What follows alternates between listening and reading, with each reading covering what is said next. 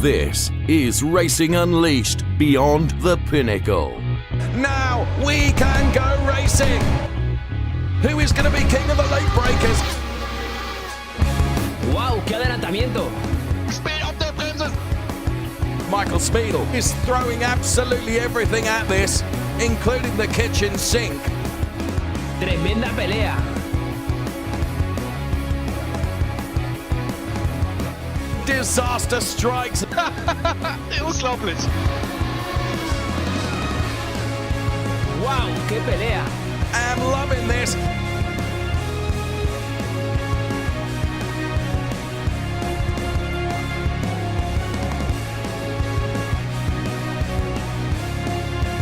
Look at this. Absolutely brilliant stuff. This is Racing Unleashed. Hello everyone. I'm really sorry I can't be with you this weekend for the next round of Racing Unleashed. However, my good buddy Matthew Duffin will call you through the action across both the Challenger League and the Racer League. And trust me, I will see you next time. Welcome to Racing Unleashed, where we go beyond the pinnacle here in 2022. I'm Matthew Duffin, your host. Thanks to the kind words here from Dave Richardson, who'll be back later in the year. We're live here from Pinnacle with these beautiful sim rigs made in Mugello, the Formula X Hybrid 2022 Evo. As we go into this one, let's hear another word from our ambassador, Fabian Vettel. Hey guys, unfortunately I can't be with you today to support you at your Challenger race in Mugello. In the last couple of weeks I had the chance to do some practice laps in the simulator lounge in Munich, and there's one thing I can tell you: stay on the ideal line in Arrabbiata 1 and 2, otherwise it could be a bit tight and slippery. But anyway, I wish you all the best. I will watch your races. Not from the virtual racetrack, but from the real racetrack here in Hockenheim. Tomorrow I will go straight to Monaco to watch the Formula 1 race next weekend, just as a spectator, but I will follow you anyway. So, good luck, have fun, fingers crossed, and see you next time. Thanks for the kind words there, Fabian. We're here at Racing Unleashed, ready for race 4 of the season, live at Mugello in Italy. What an action-packed day we've got in store for you today as we go forward into this 4th round of this Challenger League season. And we'll be live tomorrow as well for the Race League as well. The Formula 1 made its inaugural race at Miami last weekend, and we was there. Let's take a look.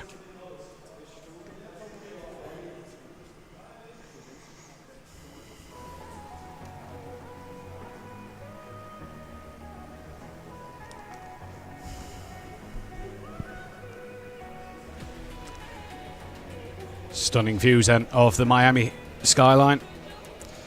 And that's a 7-time world champion on that poster there, and that's where we was, in the heart of Miami, with one of our fantastic simulators.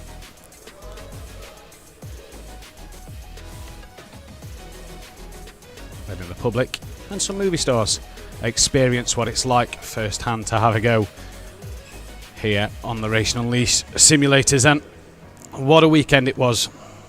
We left the city of Miami to go and do a bit of go-karting. Beautiful scenery across Miami, and a spot of go-karting for the lads and ladies as well.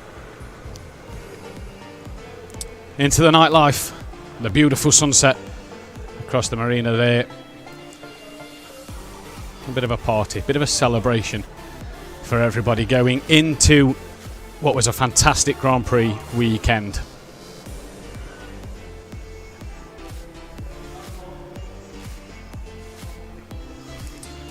And stunning scenes of the beach as well, before heading back to the simulator once again. And it was off to the airport, and it was say bye to Miami as we flew home to get ready for this weekend here in one of our racing lounges, one of 4 racing lounges across Europe, one in Madrid, Munich, here in Kempthal, and in Charm as well. Interesting weekend we've got in store for you today. The Challenger League today And it was the last time at Monza where Dave Richardson took you through the action. Let's take a look at some highlights of what happened over race 3.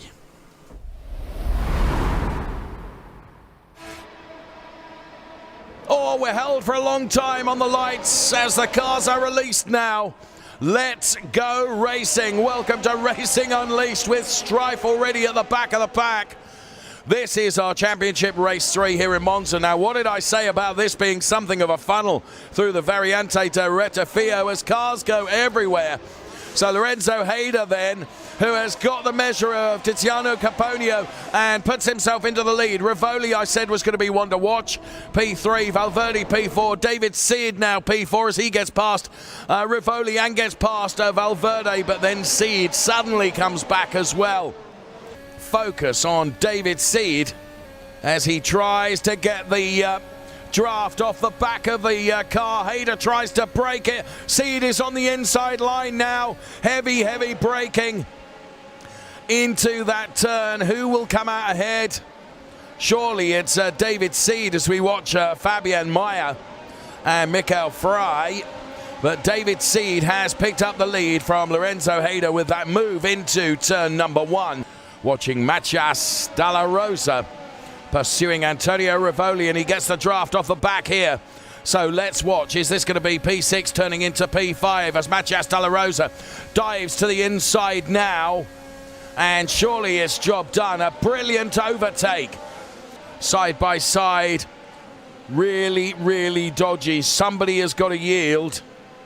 Inside, outside. Who is going to be the winner of this little battle? I think it is going to be Yannick Schmidt, who just stuck his elbows out and was absolutely determined, but this is not over yet around the Curva Grande. Oh, and it's a 3-way fight going on now. This is fantastic stuff. Whoa! And big strife there into the pit wall as Marcus Valverde then has recovered. But of course his P3 place now becomes P4. And now Ciro Zambra is under pressure from this man, Joshua Hayder. So they go side by side then. Whoa, big late braking. Actually managed to get the car rotated into the turn. The final lap. Are we going to see a change in the podium positions? Lorenzo Hayder and Tiziano Caponio have had a brilliant race where it's been really firm but fair between both of them. Who is it going to be? And all the way around the outside, but another masterclass by David Seed crossing the line. Lorenzo Hayder takes P2, Tiziano Caponio P3. And Tiziano Caponio, they're doing some donuts here to celebrate. However, the celebrations were somewhat short-lived because of a post-race penalty. Tiziano Caponio got moved back a place to P4, therefore elevating Marcus Valverde to P3. So looking pretty happy then on screen is Marcus Valverde with the medal and the handshake. Well done as P2 is awarded, and the applause to Mr. Hayder then, who puts his medal on with some pride. And here comes David Seed then on the top step, P1. Now the medal going across will make him smile a little bit.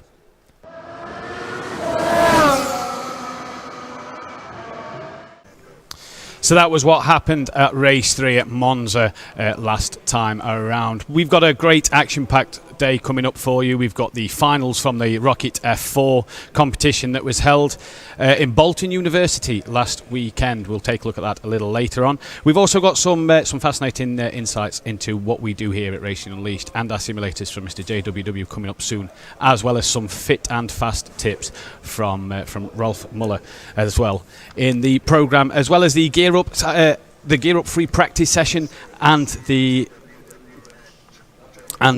qualifying session as well. We're going to take a quick look at Mugello. Here's Mr. JWW himself to talk you through it. So hello, welcome to Mugello, Italy, one of the more beautiful circuits on the calendar this year. Fun fact, they have the curbstones painted in the Italian tricolore flag, which is one of the most identifying features of this awesome circuit. It's really fast. It's just over 5 kilometers in length, and there's an amazing mix of super high-speed straights, long flowing corners where the downforce of the cars really come into play, and crucially, some super high-speed braking zones into some slower hairpins. So these guys are really going to have to be on their A game. It's going to be a close race. These guys are going to be going around this circuit like a shoal of fish. Be sure to tune in. It's going to be a hell of a ride.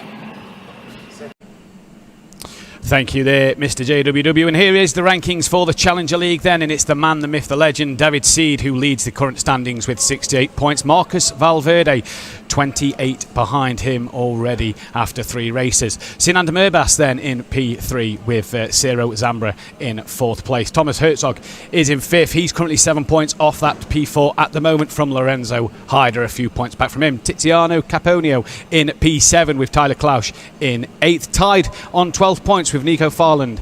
Yannick Schmidt then rounding out the top 10, a couple of points behind. Julian Macias Dalla Rosa is on 10 points as well in P11 with Jason Bleizig in P12. P13 is Antonio Rivoli.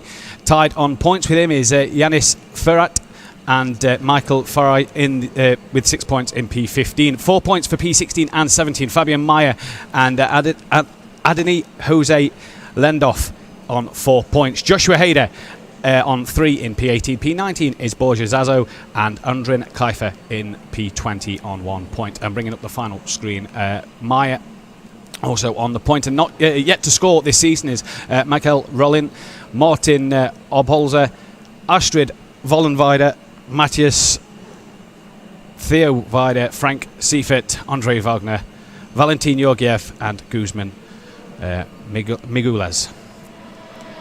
The gear up session then has started, and as you can see, 10-minute gear up session, which is free practice for those at home who are new to the channel and new to Racing Unleashed. A gear up session, the drivers just making their last minute preparations ready for the knockout qualifying and the race itself a little later on today. Then 7.5 minutes are left in this session.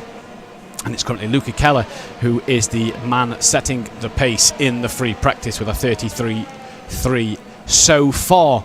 Then the Mugello circuit, an interesting track, fast and flowing, and it's going to be a challenge for these drivers in this one today. Outlaps currently being done, and we should see some quicker times coming in just momentarily as the drivers make their way through the twisty section of the middle part of the track and come towards the hairpin corner. Here's Pachi De Benito on an outlap. Racing Unleashed in the Formula X Hybrid 2022 Evo cars here, and in their fantastic Racing Unleashed liveries. Beautiful looking cars. I managed to have a go yesterday and enjoy the action, get behind the wheel so I can sort of experience what these guys and girls are feeling, as I do believe, if I was told correctly, this is our first female competitor at Racing Unleashed this weekend. And there she is, enjoying herself in the simulator in Madrid. There's Francesca. She comes, Panchi De Benito, apologies, through the hairpin then at the bottom of the track. Couple of corners, she comes up to the section, the left, right, very fast, take a lot of the curbs, use as much as you can, set yourself up for a good final corner. Such an important corner on the track, this, because it sets you up to get a great run out the final corner and down the start-finish straight to set a lap. As we can see then, 5.5 minutes remain in this session, and times are starting to be set in this one.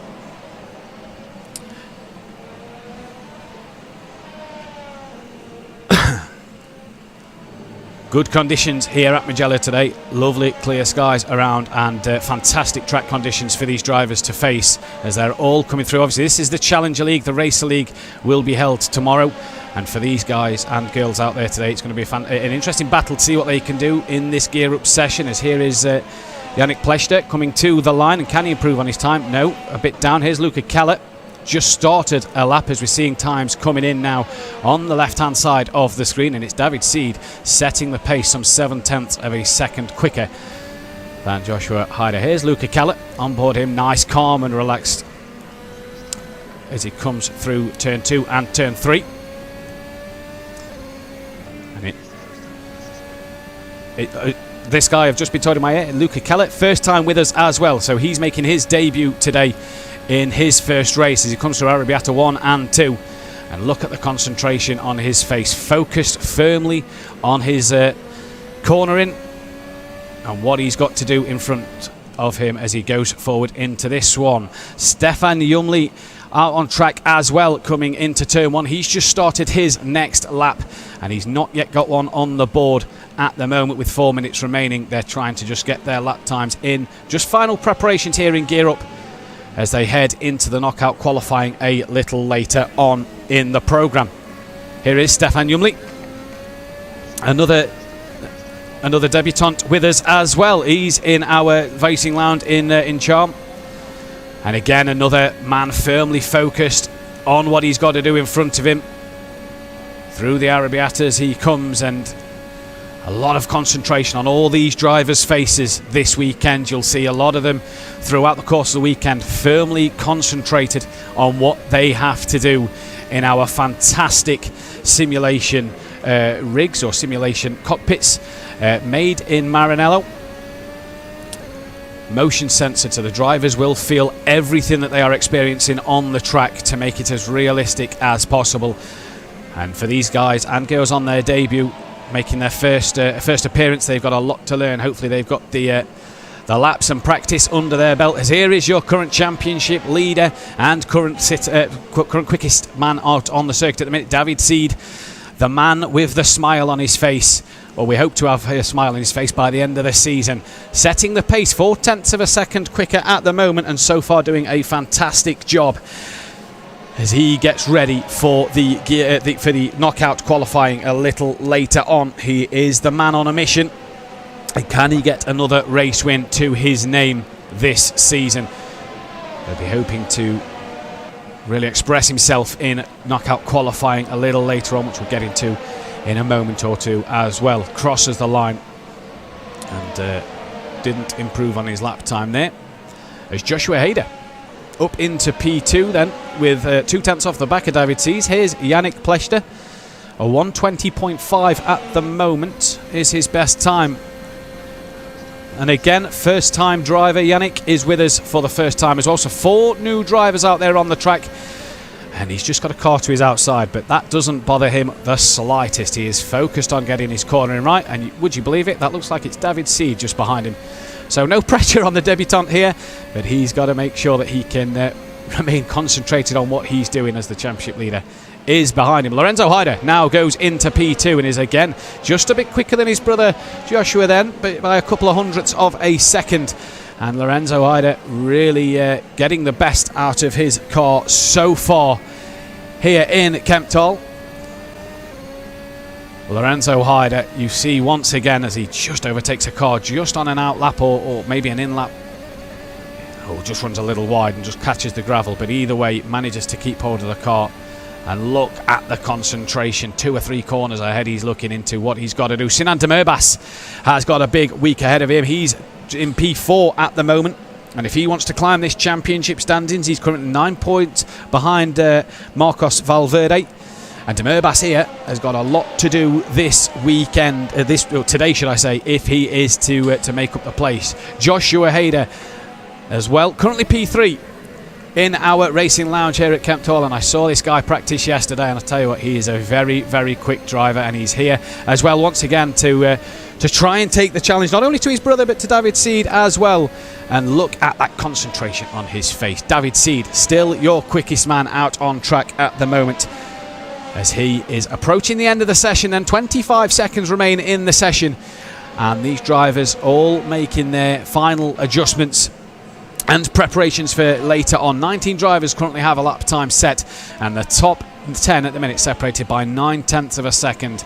But what a shame our qualifying format isn't set on lap times. It's set on like a sprint race, but we'll go through that a little later on. David Seed, the man with the pace, the man with the master plan, going into this weekend. Can he take another win and back up what he did at Monza last week? As Fry just goes into P8 there then, so up a couple of places for Fry on that last lap. And I don't think that it's registering David Seed's lap, because the timing screen at the bottom says 4 minutes 5 seconds. He's done several laps since then and isn't that far off his own best lap time, as Joshua Hader improves on his best and goes within just under 0.2 of a second from David Seed, as a lot of the drivers are now taking the checkered flag. In fact, David Seed in the end there, even though the timing said he was over 4 minutes a lap, he improved by 1/10 to a 1 minute 20.4. Valverde didn't improve on his lap, and that one isn't David Seed. That one, I think, was Marcos Valverde in the cockpit there on board David Seed's view. But for David, he's got a big job on his hands today, because he's got a target on his back, and the other drivers are going to be looking to make their mark and to stop this winning run that David Seed is on coming into this race. And so that is the gear up session done. The 10-minute practice session is finished, and the drivers now will prepare for their qualifying session coming up a little later on. We go into Mugello then, the knockout session we'll get into a little later on, but first the prize money situation for the drivers that they are competing for here at Racing Unleashed. Hopefully we'll get the graphic on screen for you just a little in a moment. Before the Challenger League, guys and girls, today there's over 200,000 Swiss francs on offer throughout the majority of the season, and they've got a real good chance here this weekend to get the points. There we go, the other graphic on screen. Now there you see for the Challenger League, look, a win will get you 500 Swiss franc, down to 250 for second, 200 for third, and 150 for fourth place. In terms of the season, it's 2,500 Swiss francs in terms of the season. The Race League there you see on the right of your screen, which we'll get a bit into tomorrow as well. But you go from 500 all the way down to 10 Swiss franc for P10, and you can obviously get prize money for the season as well. 200, like I said, over 200,000 Swiss francs on offer in course of the season this season, and what a prize fund it is. And if you can qualify for the sessions and make it to one of our racing lounges, it is fantastic. Now we're going to check out the overperformer for the Challenger League, and take it away, David Seed. Winning almost every race, the man who never smiles, David Seed, told us in an interview that even his mother wanted him to show joy and smile. Another masterclass by David Seed. Now the medal going across will make him smile a little bit. But here we see it. He can do it. There you go. See, it was a little smile. Well done, David Seed. I don't know. I think I should practice, because I don't have a very good smile. But I don't know. I'm a serious person. No kidding. That smile suits you, and he has every reason to. By far he leads the Challenger League. 28 points ahead. Like no one else, he has internalized that the new knockout mode is not about the fastest lap, as it was in qualifying. My only objective is to survive, not to be fast. If you go very fast, you can crash, you can get hit by someone, and that's not the objective of the knockout. Don't take all the risks. Stay patient. Survive the first round of eliminations, and a bit of luck is also part of it. It's almost impossible to have a clean knockout. I mean, I remember last race in Monza that I hit Ciro Zambra. I hit him in the second chicane. It wasn't on purpose, but I feel sorry. Talk to him after the knockout mode. Maybe you are the last one, but in the two last corners, maybe 3 cars collide, and you overtake them.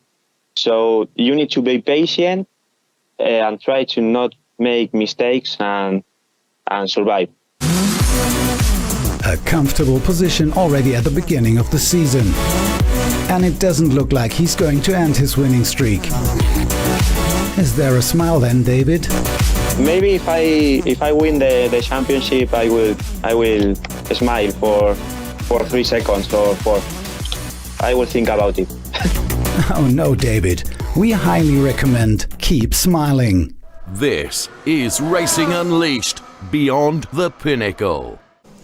And that then is your championship leader, David Seed, who hopefully might give us a little smile today, or maybe when Dave Richardson gets back in the commentary box for you guys. Just a few technical problems at the moment, so we are a little delayed on the qualifying session, but we will bring you the starting order for our knockout qualifying session coming up in just a moment. The way the knockout qualifying session works is you do the first lap behind the safety car. There is no overtaking permitted, and then we do lap 2 and lap 3 or racing laps, like a sprint race, if you will, as they are able to go through. So this is your lineup then for the safety, for the qualifying here. The safety car obviously will lead the pack away for Francesca Panchi de Benito. Stefan Julmi will start P2. Yannick Pleshter will start in 3rd place. Luca Keller in 4th. Felipe Gonzalez in 5th. Michael Farland in P6. P7 for Andre Wagner. Guzman Migueles in P8. P9 for Valentin Georgiev. And then the second page of the list is Joshua Hader from Fabian Meyer, Michael Fry, Antonio Rivoli, Jason Bleissig, Julian Matias de la Rosa from Nico Farland, Lorenzo Hader, Thomas Herzog, and Ciro Zambra in that place. And the final 3 spots on the grid for the knockout qualifying is Sinan Demirbas, Marcos Valverde, and David Seed. To line up the grid then. So we are underway here. The safety car is out to take us through our first lap of this knockout qualifying. And once again, I'll just go through it once more for the viewers that are new. The way the knockout qualifying works is 1 lap behind the safety car. No overtaking is permitted. It is all in reverse championship order. So everybody is, the championship standings have been flipped. And that is why David Seed is starting at the back. Laps 2 and 3, you are racing laps. You can overtake and have to make as many positions up as possible before the end of lap 4. As from the end of lap 4, drivers will start to be eliminated. 2 drivers a lap will be eliminated until we have our pole sitter in this knockout qualifying. So again, just to recap, first lap, no overtaking under the safety car. Lap 2 and 3, racing laps. The end of lap 4, we'll start to lose drivers, and the grid will take shape for our for our knockout qualifying then. The safety car making its way towards the end of the circuit, and we can get what is like a sprint race underway. And I have to say, I saw the action at Monza that Dave brought you through, and this is intense. You think you've seen some qualifying sessions in the past where lap times are being set and you think, oh, it's nail biting till the end. Wait till you see this knockout format that we have here at Racing Unleashed, because this is intense and edge of your seat stuff. And for people like Marcos Valverde and David Seed and Herzog, who's just dropped to the back of the pack, they have got a lot of ground to make up if they're to not get eliminated early on. The safety car pulls then down into pit lane, and we are away at the racing line, the start line. Away we go then, and the drivers can now start to overtake 4 positions, and this then 2 laps of overtaking and racing for these drivers so that they can try to get as best grid spot as possible going into the race. You see the 2 yellow Formula X hybrid cars, they're just touching. I think one went wide into the gravel as we're on board with Yannick Pleshter at the moment, looking up the inside, and that's a good move done, and he moves up another place then. Yannick Pleshter now taking the lead of this this knockout qualifying format then for you, as Hader is slow at the moment on the track. Seeing on my timing screen, Andre Wagner on the grass and not having the best of times here, falling down the leaderboard and really struggling. As on board here with one of our drivers in Kemtal, one of the Hader brothers. Oh, as there's 2 drivers who's made a bit of contact and another one further down the road. An absolute chaos in the midfield. Look at the drama in the background then. cars everywhere as this knockout qualifying is really taking a huge impact. And wow, again, still some more dramas for the cars at the back. And Joshua Hader, 22 seconds off the pace at the moment, may just have had our lifeline here by catching up to a few cars and not being knocked out in the first session. Then David Seed has made an absolute blinding start up into the mid-pack as we are on to lap 3, about to start lap 4, and this is now where the drivers will start to get eliminated. No, we've just started lap 3, apologies. It will be the next lap where the drivers start to get eliminated. But David Seed making his way through the pack, and at the minute doing a job that he needs to do. His championship rival Marcus Valverde right behind him on the track as well, and a bit of dramas up front. And for David Seed here, he's a clever chap, he's a clever man, and he knows what he's got to do. He's got to be patient and wait for the openings. Lorenzo Haider, then, he is currently P6 out there on the road at this moment in time, and has a bit of a is trying to apply a bit of pressure to the car in front. And can he get that one done? That is Julian Macias de la Rosa just in front of him, who he's trying to just apply a bit of pressure. You see Pleshtek up front, 3 seconds up the road, so he has absolutely bailed here and gone, left them for dust as Jason Bleissig, P10 at the moment. David Seed right on the back of him, with Marcus Valverde just getting a bit closer to David Seed here. Will the championship contenders use each other, help each other to get through? There is Marcus Valverde, sporting a rather fetching purple headband, obviously to catch the sweat. I tell you what, these simulators are very, very warm, let me tell you. And just in that slipstream now of David Seed, coming down the start-finish line, will now start to lose 2 drivers a lap here. And Joshua Hader, and there we go. In fact, the leaderboard's just changed, and it's Farland now who drops to the back of the pack with Joshua Hader, who's right on the back of Panchi at the moment as they come through the first corner. Joshua Hader then, a lot of work to do, mistakes early on, and needs to make up a lot of ground here as he comes towards the final part of the middle part of the circuit then. And for Joshua Hader, got to catch up to Francesca Panchi de Benito as they head towards the end of lap 4. Here is Stefan Jumli then, another man on a mission in the middle of the track, currently P14 overall in this knockout qualifying. And still the leader, Pleshtek, has just pulled away. His gap's now 3.8, so is he looking pretty for pole position? We'll have to wait and see, though. Still a lot can happen. David Seed still P11 with Marcus Valverde still on the back of him. He's just gapped Valverde ever so slightly and is catching up to the back of Bleissig in front. And for David Seed here, it is all about just patience and waiting. Joshua Haider has made it out of that bottom 2 drop zone, as we could lose the debutant Francesca Panici de Benito and Michael Farland in this first lap as we come to the end of lap 4. And as it stands at the moment, we are going to lose Panici and Farland from this knockout qualifying session here then, lap 5. So we'll lose another 2 drivers at the end of this.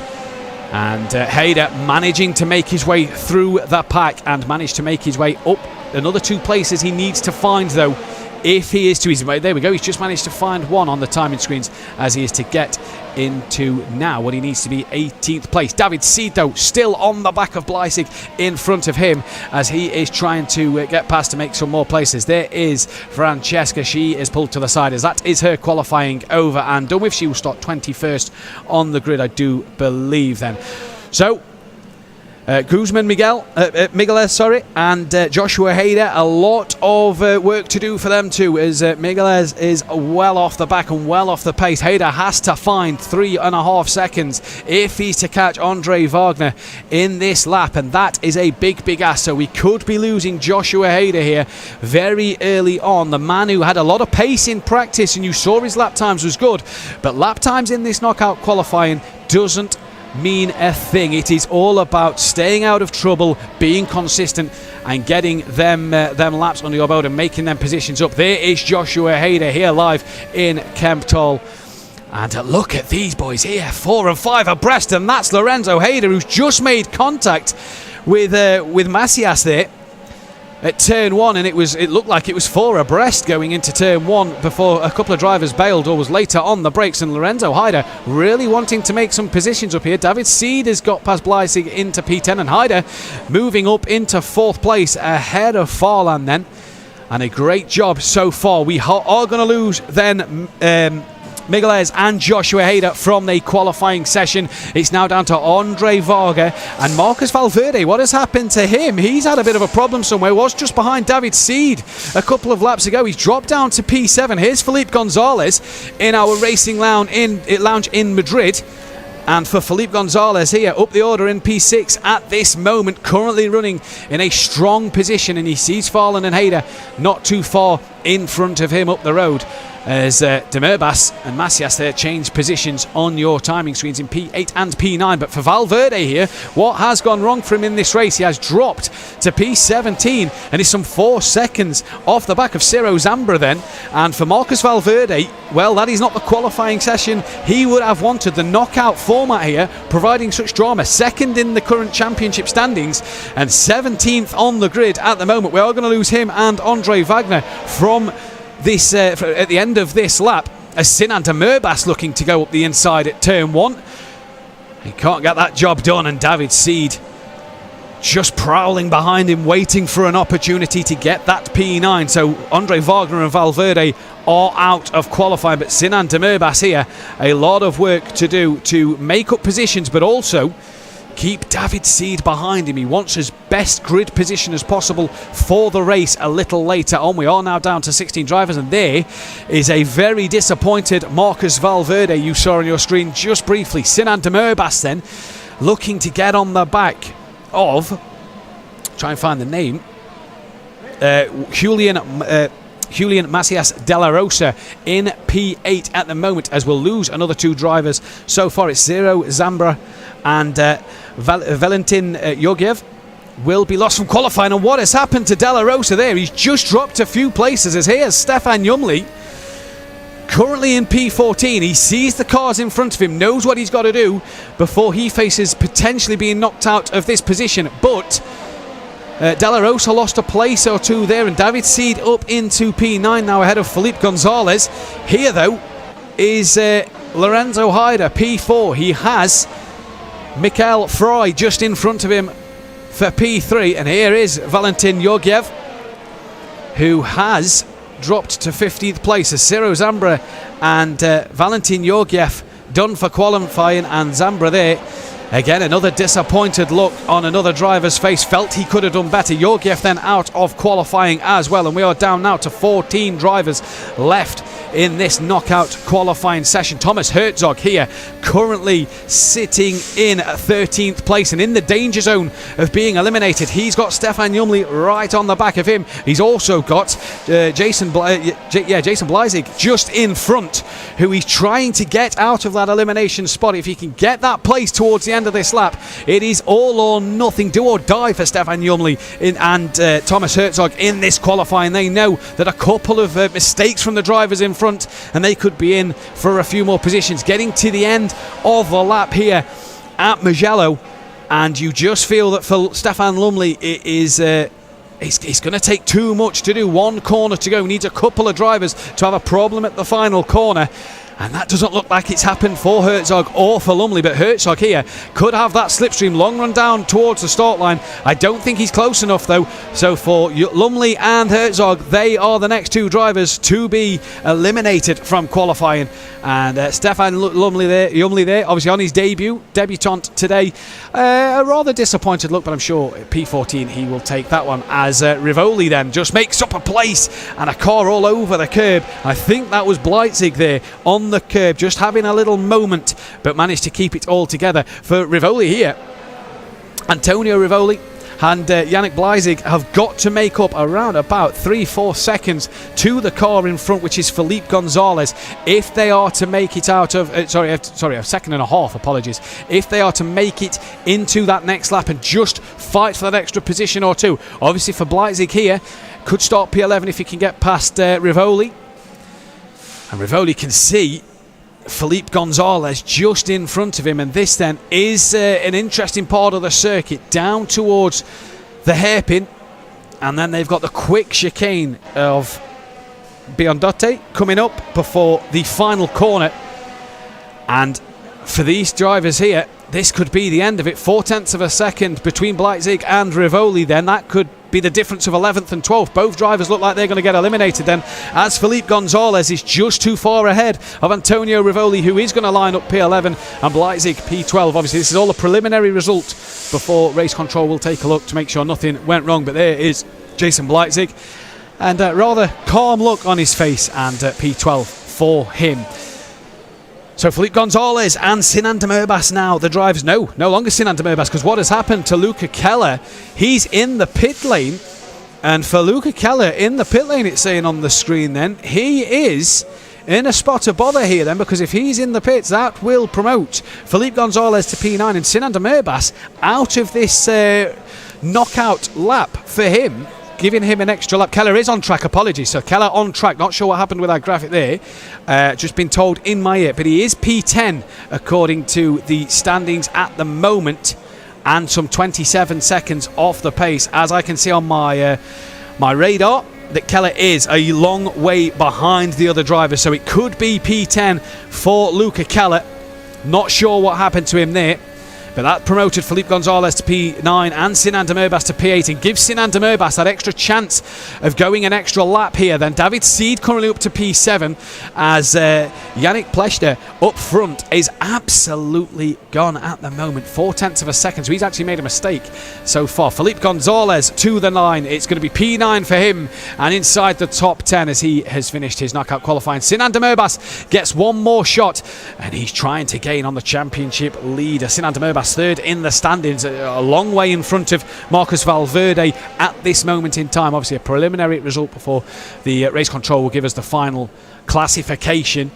So Sinan de Merbas and David Seed at the moment, P7. David Seed now in this knockout position of P7, needs to get past Julian Macias de la Rosa if he is to progress through to the next lap. He is half a second behind. That is the gap. Through the Arabiatas he comes now, and de la Rosa using all the run-off curb to his advantage, trying to carry the momentum to keep David Seed at bay. And a 7th place for David Seed is not where he'd possibly want to start the race a little later on. Obviously a preliminary result, as we say, but for David Seed, he's gaining and gaining that gap now under half a second, and through the corners David Seed carrying a lot more momentum and a lot more speed.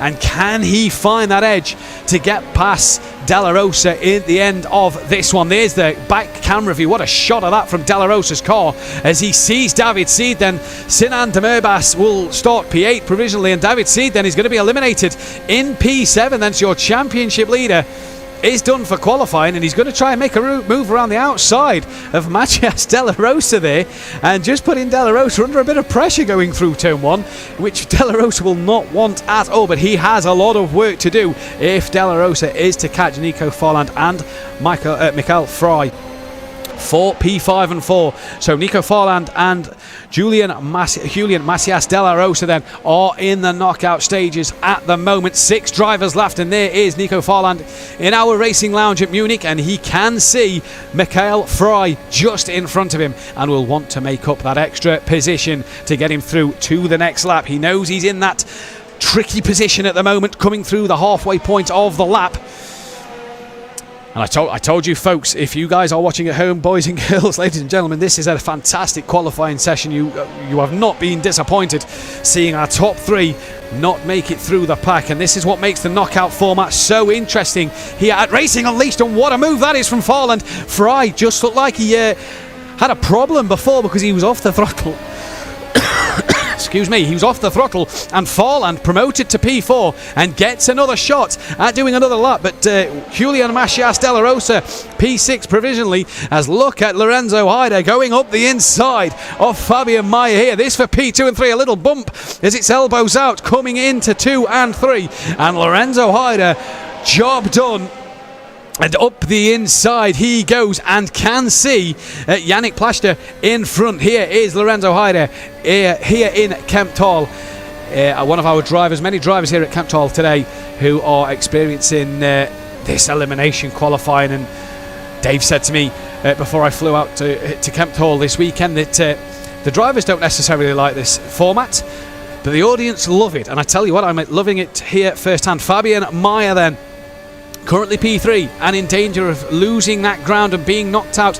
Nico Forland 5.2 seconds off the back of this trio out front at the moment, so he looks like he's going to be eliminated from the qualifying session here then. And for Fabian Mayer, maybe a little mistake cost him that chance for Lorenzo Heider. But Heider, either way, absolutely fantastic stuff from him to make that move to put him into P2 at the moment, and he will get one last chance to tackle Yannick Pleister for that pole position preliminary. Nico Forland then, he's a little disappointed, but P4 at the moment, not too bad a position to be in if you're Nico Forland then, and Fabian Mayer we lose as well. Now Lorenzo Heider, half a second between him and Yannick Pleister at this moment, separating them, and you see that gap coming down, and Heider here really starting to apply the pressure to Pleister up front, and he has a lot of work to do, and look at him just starting to get onto the back, get into that dirty air of the car in front. And for Lorenzo Heider, the concentration on his face says it all. A little grin, a little snigger of the face as he runs a little wide out of Arrabbiata 2 and manages to hold it together.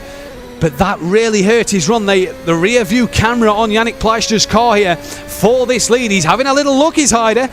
Can't get it done into the hairpin. Late apex corner, and he manages to just tuck it in. Now, quick left-right section before that last corner. Is he going to send one up the inside into that final corner? Is he going to have another think about it? He looked for a moment, but he's just a little too far back. Needs a great run through this final corner. He's applying the pressure. He's applying the power to the throttle. Great run out the final corner. He's going to pull out late minute here. And Yannick Pleister versus Lorenzo Heider for the pole position. Who's to the line? And it's Pleister, I think, who takes it by a few hundredths of a second.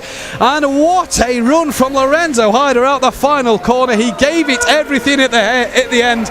And the scenes here in Kemptolo, did Heider get it? Celebrating like he's got that in the end.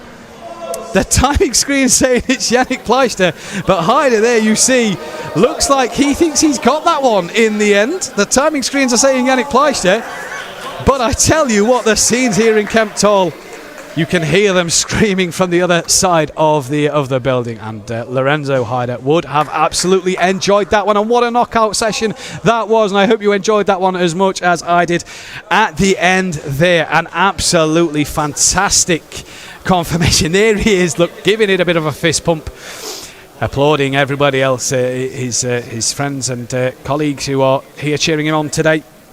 And he will be absolutely thrilled. But at the moment, I'm not sure if Heider realises he's got P1 or P2. It has just changed on my screen that Lorenzo Heider will start P1, but race control will be busy now, just making sure that everything is above board and all okay for the final classification. So at the minute, provisionally, Lorenzo Heider pole position from Yannick Pleister so far. What a end to that lap. The run through the final corner, the slipstream and everything, just got on that power a little earlier than Yannick Pleister. There then, absolutely fantastic scenes that you're seeing here in Kempthal at this moment in time. And brilliant for Lorenzo Heider there to get the pole position then. So we are just going to wait for the summary of knockout qualifying as we await the final classifications and sum up what happened through that one. David Seed, of course, down the order, P7 in the end for him. He's a little lower than he'd have wanted. And Marcus Valverde really struggled in that session, really down the order, and has got a lot of work to do if he's to bring that one back in the race a little later on. Excuse me. And Yannick Pleister, I think, is the pole sitter, I'm being told in my ear. And here we have him now live. And Yannick, that was a scary moment at the end. You nearly lost the P1. Yes, nearly. Lorenzo Heider was so good. He drove nearly perfect. And I have, at the time, a little bit of problems and make small mistakes. But at the end, I could get him behind me, and this is 800ths of a second was the gap between you and Lorenzo across the line, I've just been told in my ear. You did the work early on, though. You made early positions and managed to do the hard work early on in qualifying. Just talk us through that early part of the knockout. Yeah, it's very you need to practice all the time and need to gain the time on the leader standings, and it's so hard to get there, and there's so many good drivers, and yeah. And in your first participation here at Racing Unleashed as well, to take what is your first pole position for yourself must be an amazing feeling. Yes, it's very nice. I don't know how to. I cannot explain it. So, yeah, I have no words right now. Going into the race, what's your thought process going into the start of the race? What are you thinking going into that one? Yeah, finish the race, but Lorenzo Hader is very fast. His time at the qualifying is perfectly 1:20.4, and I don't think I can take him behind me, and other faster guys are behind me also. I think top 10 will be a very good, very nice result for me personally. Well, congratulations on the pole position, and very best of luck going into the race a little later on. Thank you. So there was Yannick Pleister then, who did get pole position by 0.08 of a second. You cannot script it here at Racing Unleashed. And a lovely little chat with him there. Then we're going to go up. We're going to go into a little bit of more depth of what happened last weekend in the Rocket F4. I do believe now the competition by Rocket for the Formula 4 cars. And let's take a look at what happened last weekend. I think a little bit of a mistake into Juris because he defended a little bit too much as well and is getting very close. As you come out to 30s, there might be some slipstream here.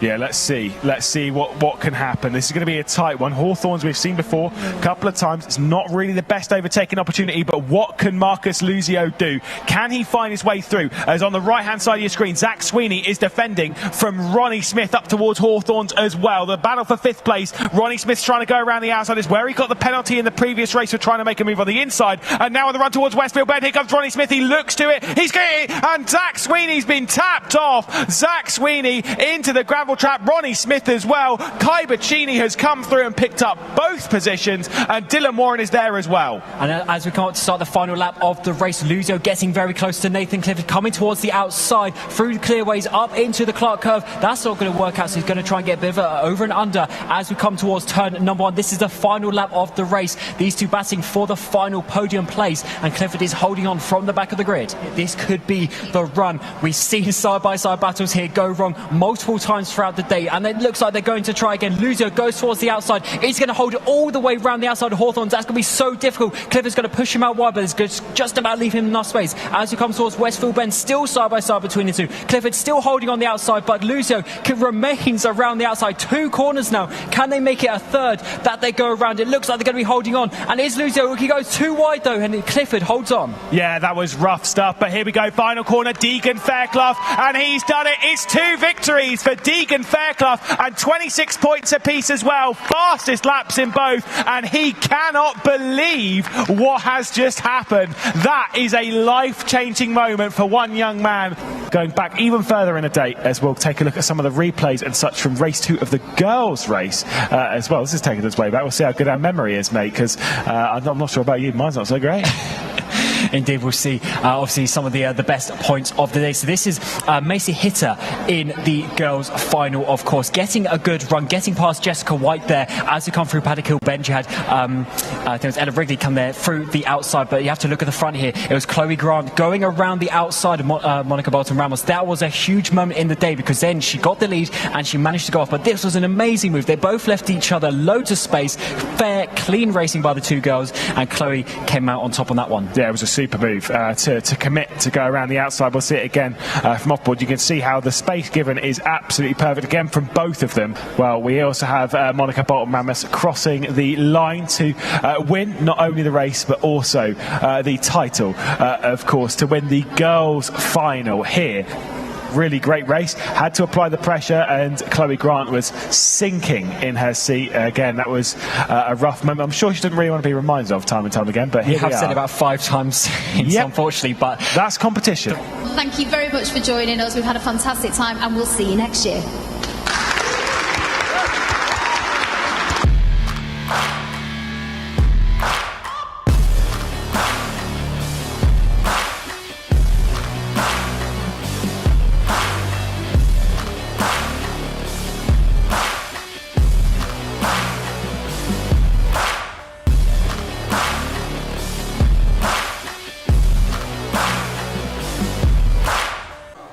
And what a day at Bolton University. What a weekend at Bolton University it was last weekend. Congratulations to Monica and Deegan for the wins then, and for what is a fantastic prize. The chance to get a FIA licence and the chance to be on the Formula 4 grid next year.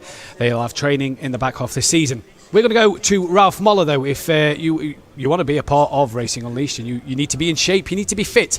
And here's a little trailer from Ralph Moller himself to talk you through how to become fit and in shape. Hi, my name is Ralph Moller. I'm the Chief Fitness Officer of Racing Unleashed. For esports, sim racing, physical and mental fitness is important. 30 to 60 minutes of exercises per day are important for your success. Use your bike instead of your car, or just take a walk. There are no excuses. Running, cycling, swimming or gym. Just keep it going. So get fit and fast with a Gladiator. Racing Unleashed. See you soon. I think I might have to take up a bit of his advice there. Here's a little exercise from Ralph Moller. Participate if you want to at home, or go and grab yourself a bite to eat. But Ralph, talk us through one of your exercises. The Superman is not only a great exercise for your back, it also helps your balance and concentration. Yeah. So, Ben, bring the belly button to your spine and straighten up your right leg and your left arm. Keep your head up, and now we hold it 15 to 20 seconds. Fantastic. Okay, we get Tabea and Thomas, please. Right arm and left leg. Yes, always 10 times hold that position. That's it. Let's go to the next one. Racing Unleashed. Don't miss it. Bit like that. I think with the leg out as well at the back. Either way, I'll have to rewatch what Ralph said there and get the yoga mat out later tonight and get some exercises done. Grab a bite to eat, ladies and gentlemen. We'll be back in a short moment with the race and a lot more still to come. Make sure you join us a little later on.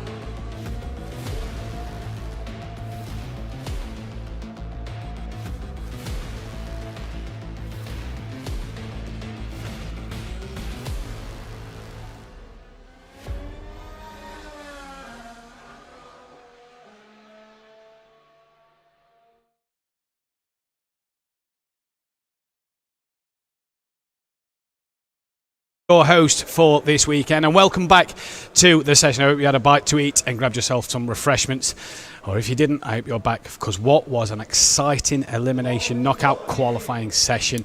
If you missed it, well, you missed an absolute treat of a session.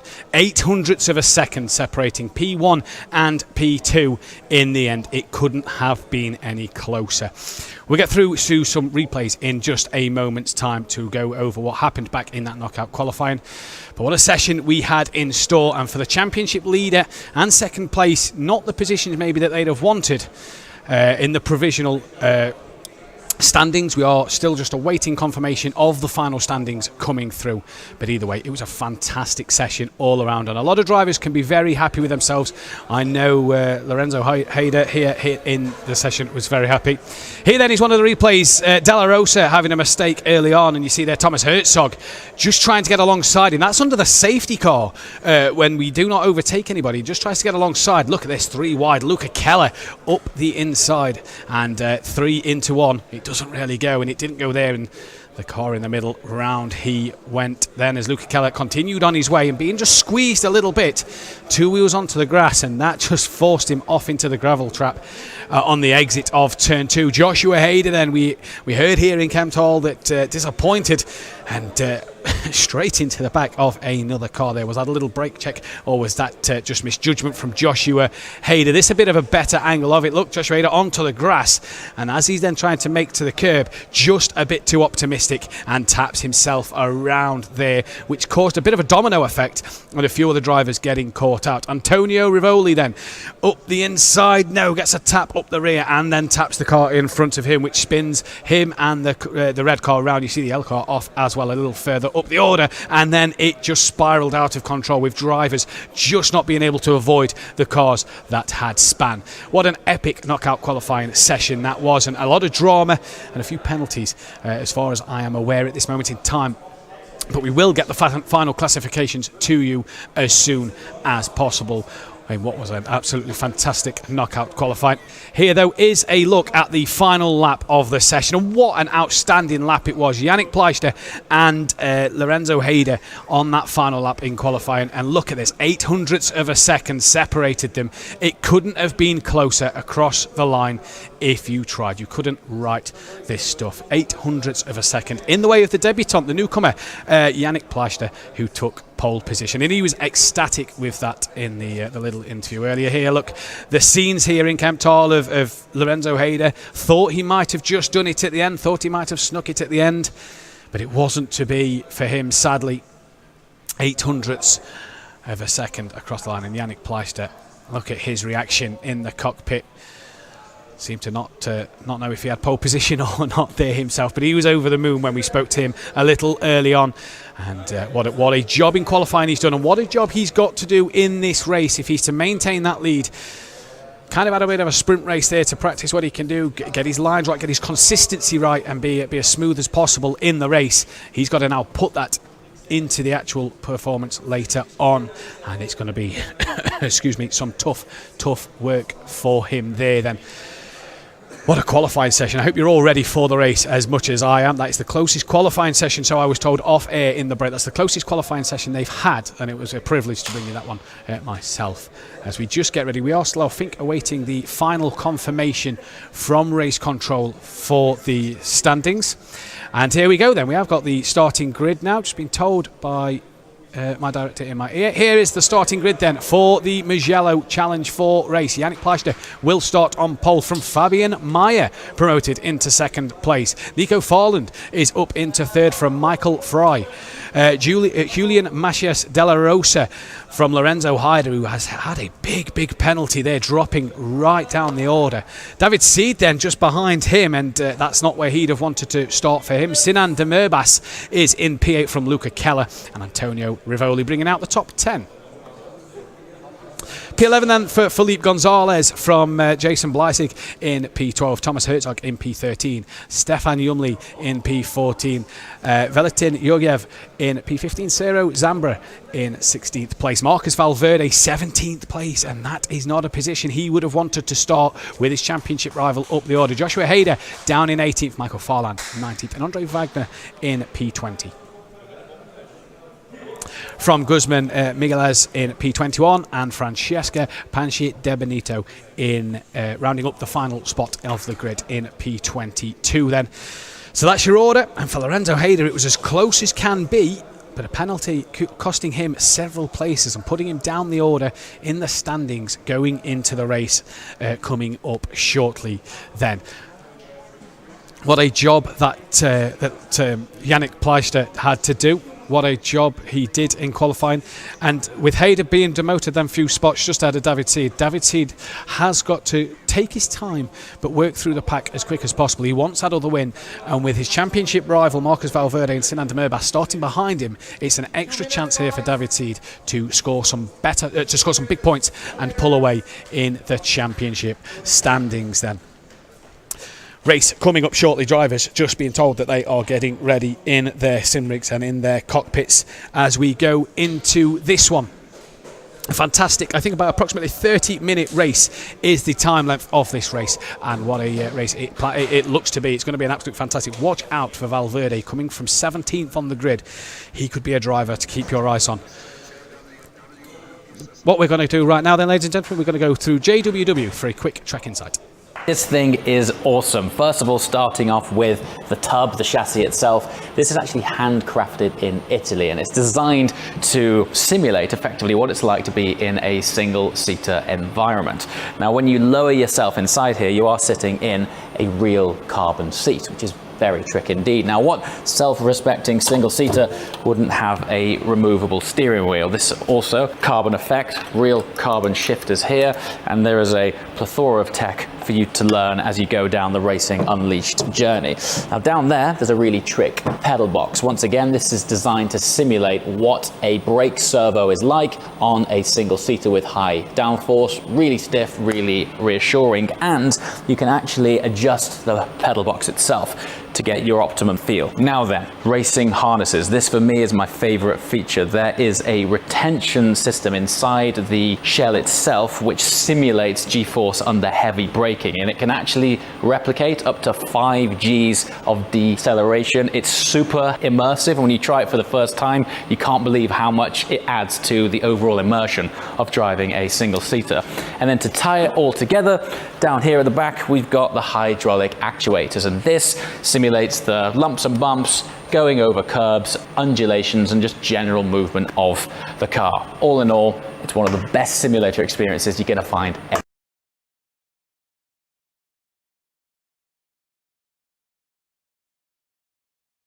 Made in Maranello, and what a absolutely beautiful piece of machinery we have in store there.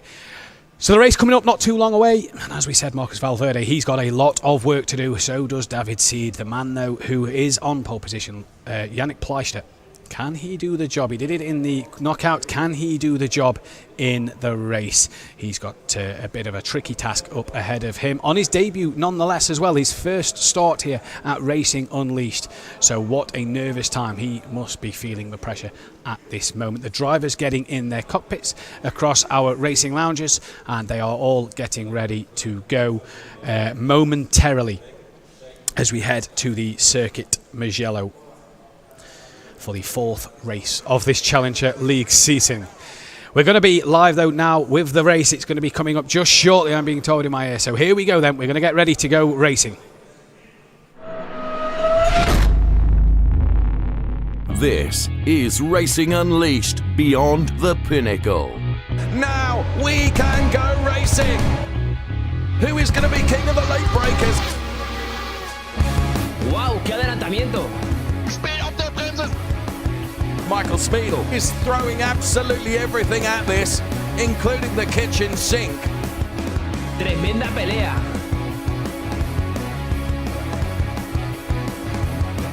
Disaster strikes. Unglaublich. Wow, qué pelea. I'm loving this.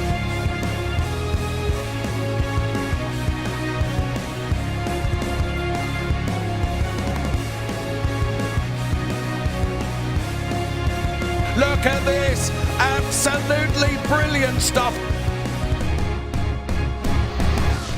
This is Racing Unleashed.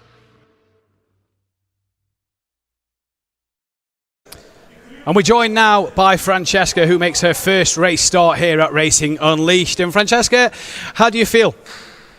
I feel a little bit nervous. This is my first race, so I'm gonna try to do my best, but I don't know. I'm the last of the grid, so I'm gonna try my best.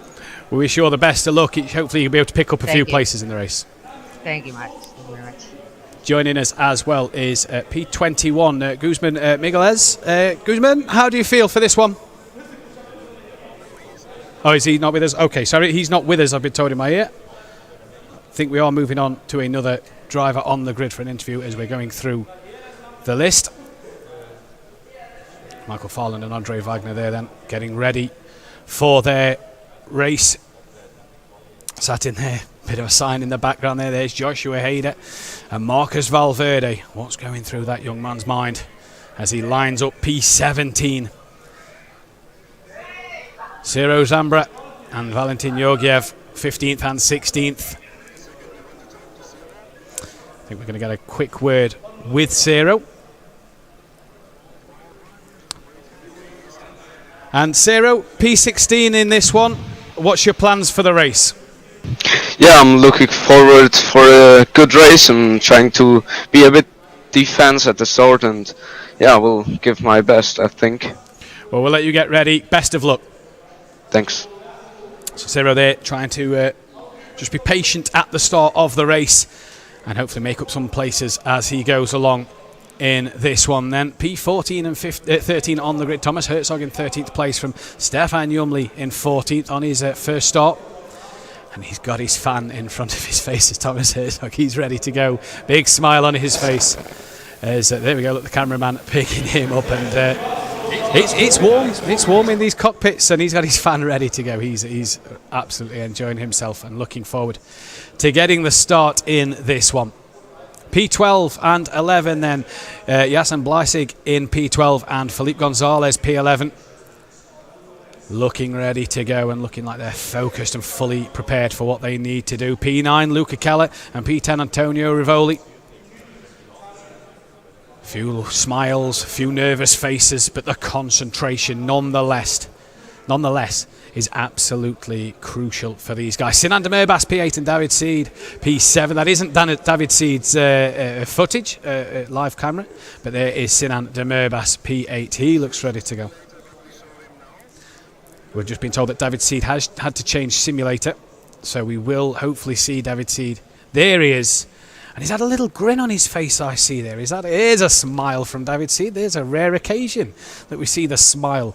But he's put one on screen for us today, so absolutely loving it so far. Lorenzo Hader then, second in the knockout, but demoted sixth on the penalties ahead of just behind Julian Macias de la Rosa in this one. And Lorenzo Hader, how will he be feeling in this race? De la Rosa, a thumbs up from him. He's ready to go. The focus on Hader's face, determination to make back them places that he lost through the steward inquiries, the race control. And I think we've got Lorenzo with us. Lorenzo, can you hear us?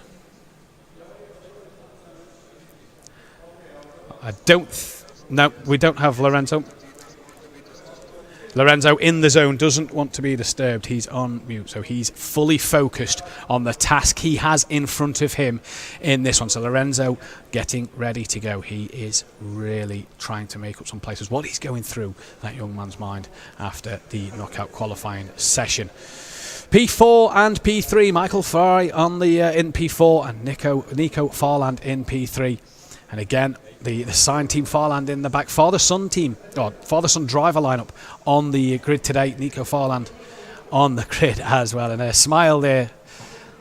That might be Mum in the background. Team Farland with the sign. He's ready to go. Michael Fry. He looks as focused as can be as well. Determined on the face.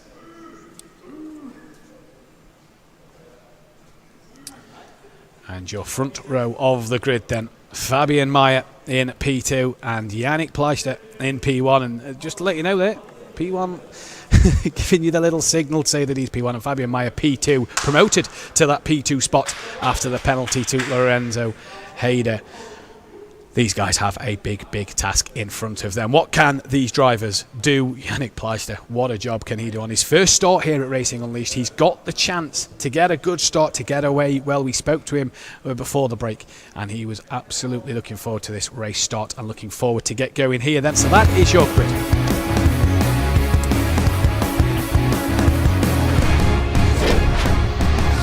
Here then we have your fast facts, and the parts of the track to look out for is turn 3. The Autodrome Internazionale del Mugello here in Italy. 5.245 kilometres the track length, 6 left-handers, 9 to the right, and 665 metres from P1 to turn 1. Anything can happen. A good start is essential to get yourself away down into that first corner. Here's what happened in the 2021 season. And a bit of action all the way around the track up until the finale, where you can see the leader on the right hand side absolutely flying, 15 seconds in front at this time, as P10 it looked like was having a good battle on the left hand side of screen, and he crossed the line to win the race. Did Javier Loro, and he was a happy man, let me tell you, as he won the Mugello race last year. The fast facts about the circuit then. Turn 3, watch out for this one. A short run from turn 1 to turn 2. You want a good run out of turn 2, because if you get it wrong at turn 3, you could lose some Pinnacle, lose a lot of places. Into the Arrabbiatas we come then, and Arrabbiata 1. You've got to nail this corner to set yourself up for 2. And down to the hairpin. You get Arrabbiata 1 wrong, you're in a lot of trouble as you come to the hairpin. And down here we come. You get the good run out of Arrabbiata 2. And can you send it up the inside into the hairpin? Correntiao is that corner where a lot of things can happen as we come to the end of the lap. What's your thought process going into the start of the race? What are you thinking going into that one? Yeah, finished the race, but Lorenzo Hader is very fast. His time at the qualifying is perfectly 1:20.4, and I don't think I can get him behind me, and other faster guys are behind me also. I think top 10 would be a very good, very nice result for me personally. Well, congratulations on the pole position, and very best of luck going into the race a little later on. Fun facts as well. Mugello owned by this team, the Scuderia Ferrari team, and some of the glory days here. Some of the glory days for Michael Schumacher and Rubens Barrichello. And as always, keep on fighting, Michael Schumacher. We wish him and his family all the best in what is obviously a tricky time. But the facts then of Racing Unleashed, the fast facts here for Mugello. And the drivers you see here in Kempt Hall, the Hader brothers, ready to go in their cockpits, lining up on the grid. And we'll be joining the action live in just a moment. What is going through that man's mind? Penalised after the knockout qualifying session. What is he thinking at the moment? What's he got to do? P6 he starts. Lorenzo Hader. And just next to him, his brother Joshua Hader, P10, 4 places behind him now. Can he get the start he needs and maybe get the jump on his brother? Lorenzo, though, what will he be thinking, I wonder, at this moment in time?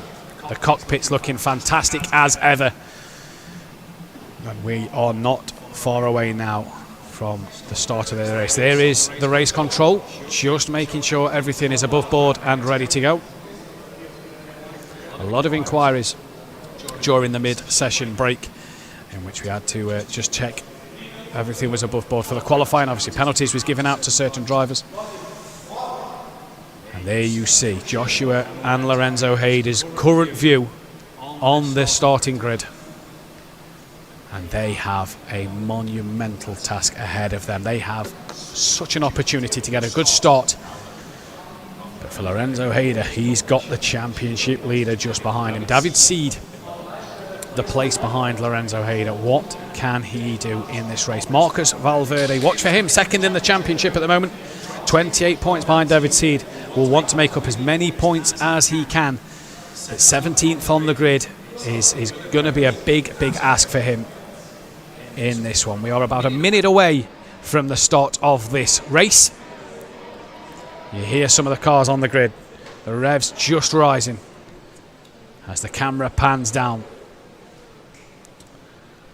Here in Mugello for the Challenger League 4th race of the season.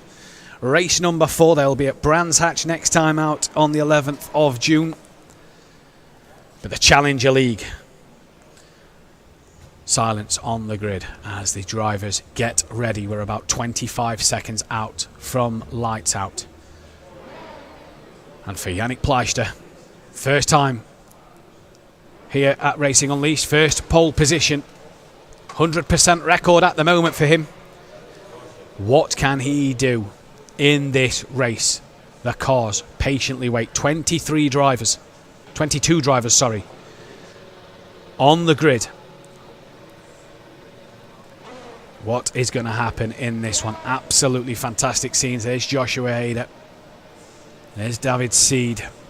What he's going through his head. We saw a little grin just before we went live. The lights, though, now appear on the screen. And here we go. It looks like we're about to get ready. The revs are about to rise. 1, 2, 3, 4, 5, 6.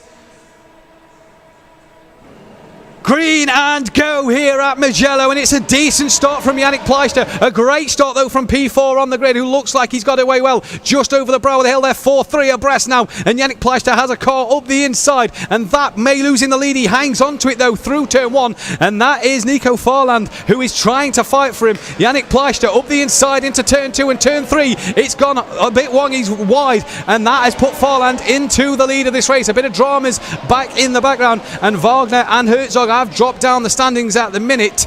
A bit Farland then takes the lead of this race, and Lorenzo Haider from P6 up to P3. What a start from that man. David Seed losing a place out there as well, and Farland down in 16th place. He's just gone up a couple of places as well. Sinan Demambas currently currently down in P10th, but up the inside that was a car wide. Lorenzo Haider, look at the focus, what a launch off the line he had, and he's currently 3rd place. Can see that Yannick Pleister is just in front of him, as there is 21 laps of this fantastic circuit. Nico Farland, then the start he needed in this one, got the job done early on. He can put his head down and focus on pulling away from Yannick Pleister. Moves down the back of the pack, and that, I do believe, is our first female driver. No, it's not. Sorry, it's Felipe Gonzalez who's moved up to 16th. Our first female driver. Started last, Francesca Panchi. Here's Andre Wagner, though, as we just go on board him onto the start straight. Needs a good run. Didn't seem to get that momentum out the final corner there, and he's now just starting to lose that momentum as the cars in front all have that slipstream. And who's this? Here's Lorenzo Haider, really putting pressure on Pleister. In fact, he's got past Pleister then. And Pleister now under, here's a replay of the move. No, it's not. It's the same camera angle of what we're seeing at the moment. But Pleister here down to 3rd place. He said in his interview earlier he'd take a top 10. Haider, though, up into that 2nd place and can head after Farland in this one. 1.1 seconds is the current gap. Excuse me then, as Haider getting the job done. Where is Valverde? 17th on the grid. Marco Valverde up into P10. Here is Luca Keller, currently P8 on the back of your championship leader. David Seed, he's made a mistake through Arrabbiata 1. I said in the fun facts, you've got to get that one right. He's got it horribly wrong. Rejoins, and every driver just manages to miss him there, apart from that red car who had to take avoiding action, and into the gravel he goes. Valverde now up into 9th place, and that is Bleisig, who has dropped down the order, and he's having to patiently wait as everybody piles through Arrabbiata 2. I said you got to get Arrabbiata 1 right, and he didn't. Bleisig didn't. I think it was Keller who didn't. Oh, Bleisig, has he just overheated the tyres on his spin around back? David Seed now on the back of Fabian Meyer. This for P6 on the track, and he's in that slipstream and to the start line to start the 3rd lap of the race for David Seed, and across the line, a 21.9 on the last lap, so some 6/10 quicker. Here is De La Rosa, though, up the inside of Haider, and job done. Easy as you like. Haider giving him plenty of room and plenty of respect. Michael Fry, is in P5. David Seed got past and is up to P6. He's past Meyer, and P6 on his way to the front of the pack. Farland and Haider need to get this job done and need to push away here. It wasn't Lorenzo Haider for P2, sorry, that was Joshua Haider, with Ciro Zambra being passed a little earlier. David Seed then P6 in this one, half a second behind Michael Fry, and a lot of work for him to do at this moment in time if he's to get on the front of the leaders. Hyder out in second place, has that gap down under a second, under 0.8 of a second at the moment, and Hyder looking like he's bringing the gap down, but David Seed trying to stay in that dirty air. He's just going to feel the effects. Look, late apex on the hairpin and kind of runs a little wide on the exit. That could be the effect of the dirty air from the car in front, and David Seed trying to close that down. Fry was all over the curb, and in fact David Seed now has a look to the outside of the chicane, and he's going to sensibly back out of that one and just patiently wait. It's a long race this, and David Seed, there you see, now pulls out, gets the great run. We've gone to Andre Wagner then. He's on the back of Mugello, just in front of him. We're now on De La Rosa P4, and he's got Pleister just in front of him, down to third place on the fourth lap.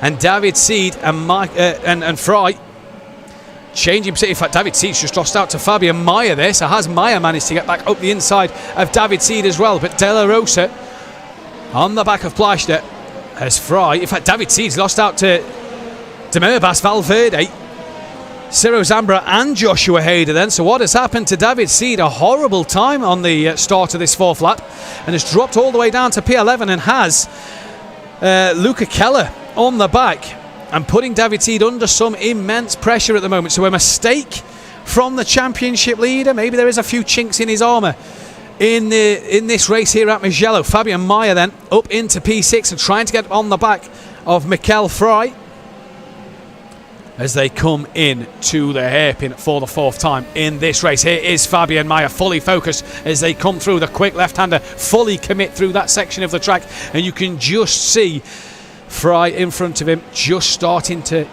use the slipstream of the car in front. 0.6 of a second separate these two. Here's Thomas Herzog down in P16. He's behind Andre Wagner.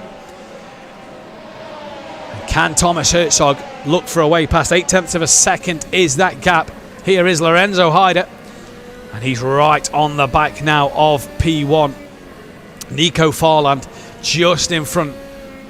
And for Lorenzo Hyder, a lot of support here for him today in Kemptal. Fully focused on his job at hand at the minute. These have pulled a gap to Pleister. 2.1 seconds is the gap from Hyder to Pleister now. So getting a shift on these two out front, and fully committed into the Arabiat as they go now. Wagner and Herzog making up a few places as Farland has dropped down behind Yumley now as well.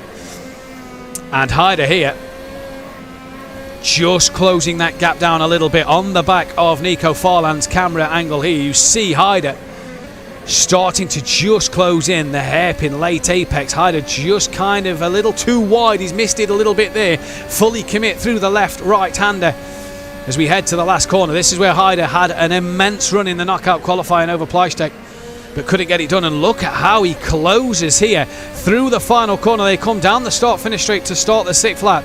Gained a couple of tenths through that final corner, and here they come once again then to start lap 6 of 21. And Hyder a tenth slower than Farland on that last lap. As every driver crossing the line, purple on the timing screens means it's their personal best lap time for them.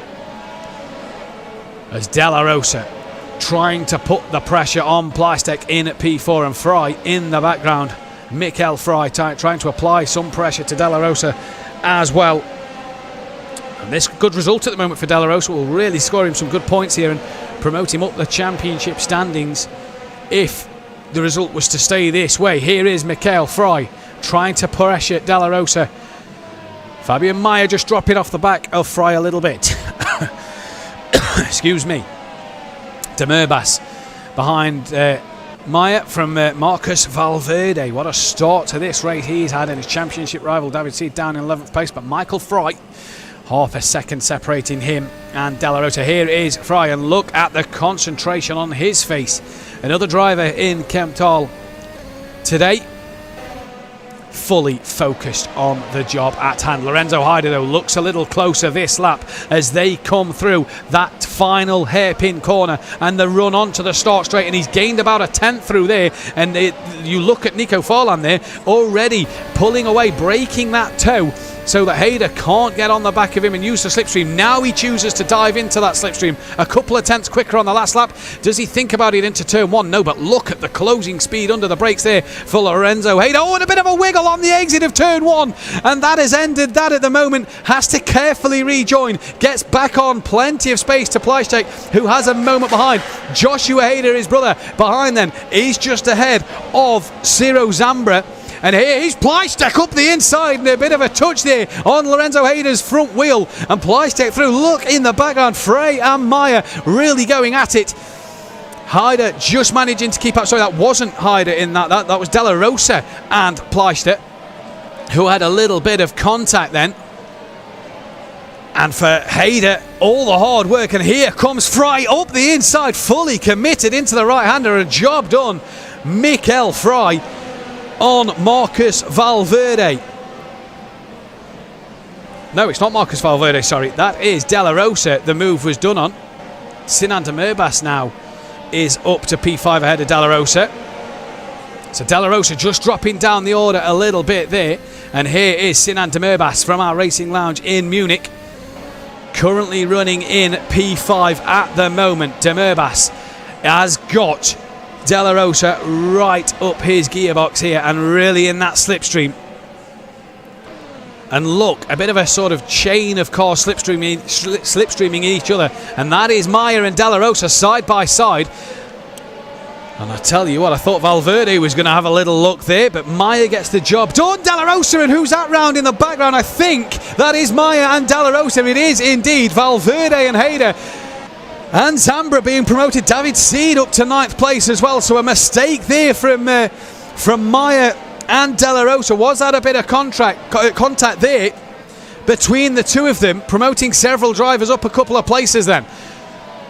David Seed now running P9, 1.1 seconds off the back of Ciro Zambra at this moment. Lap 8 of 21, and there has been some dramas already in this race.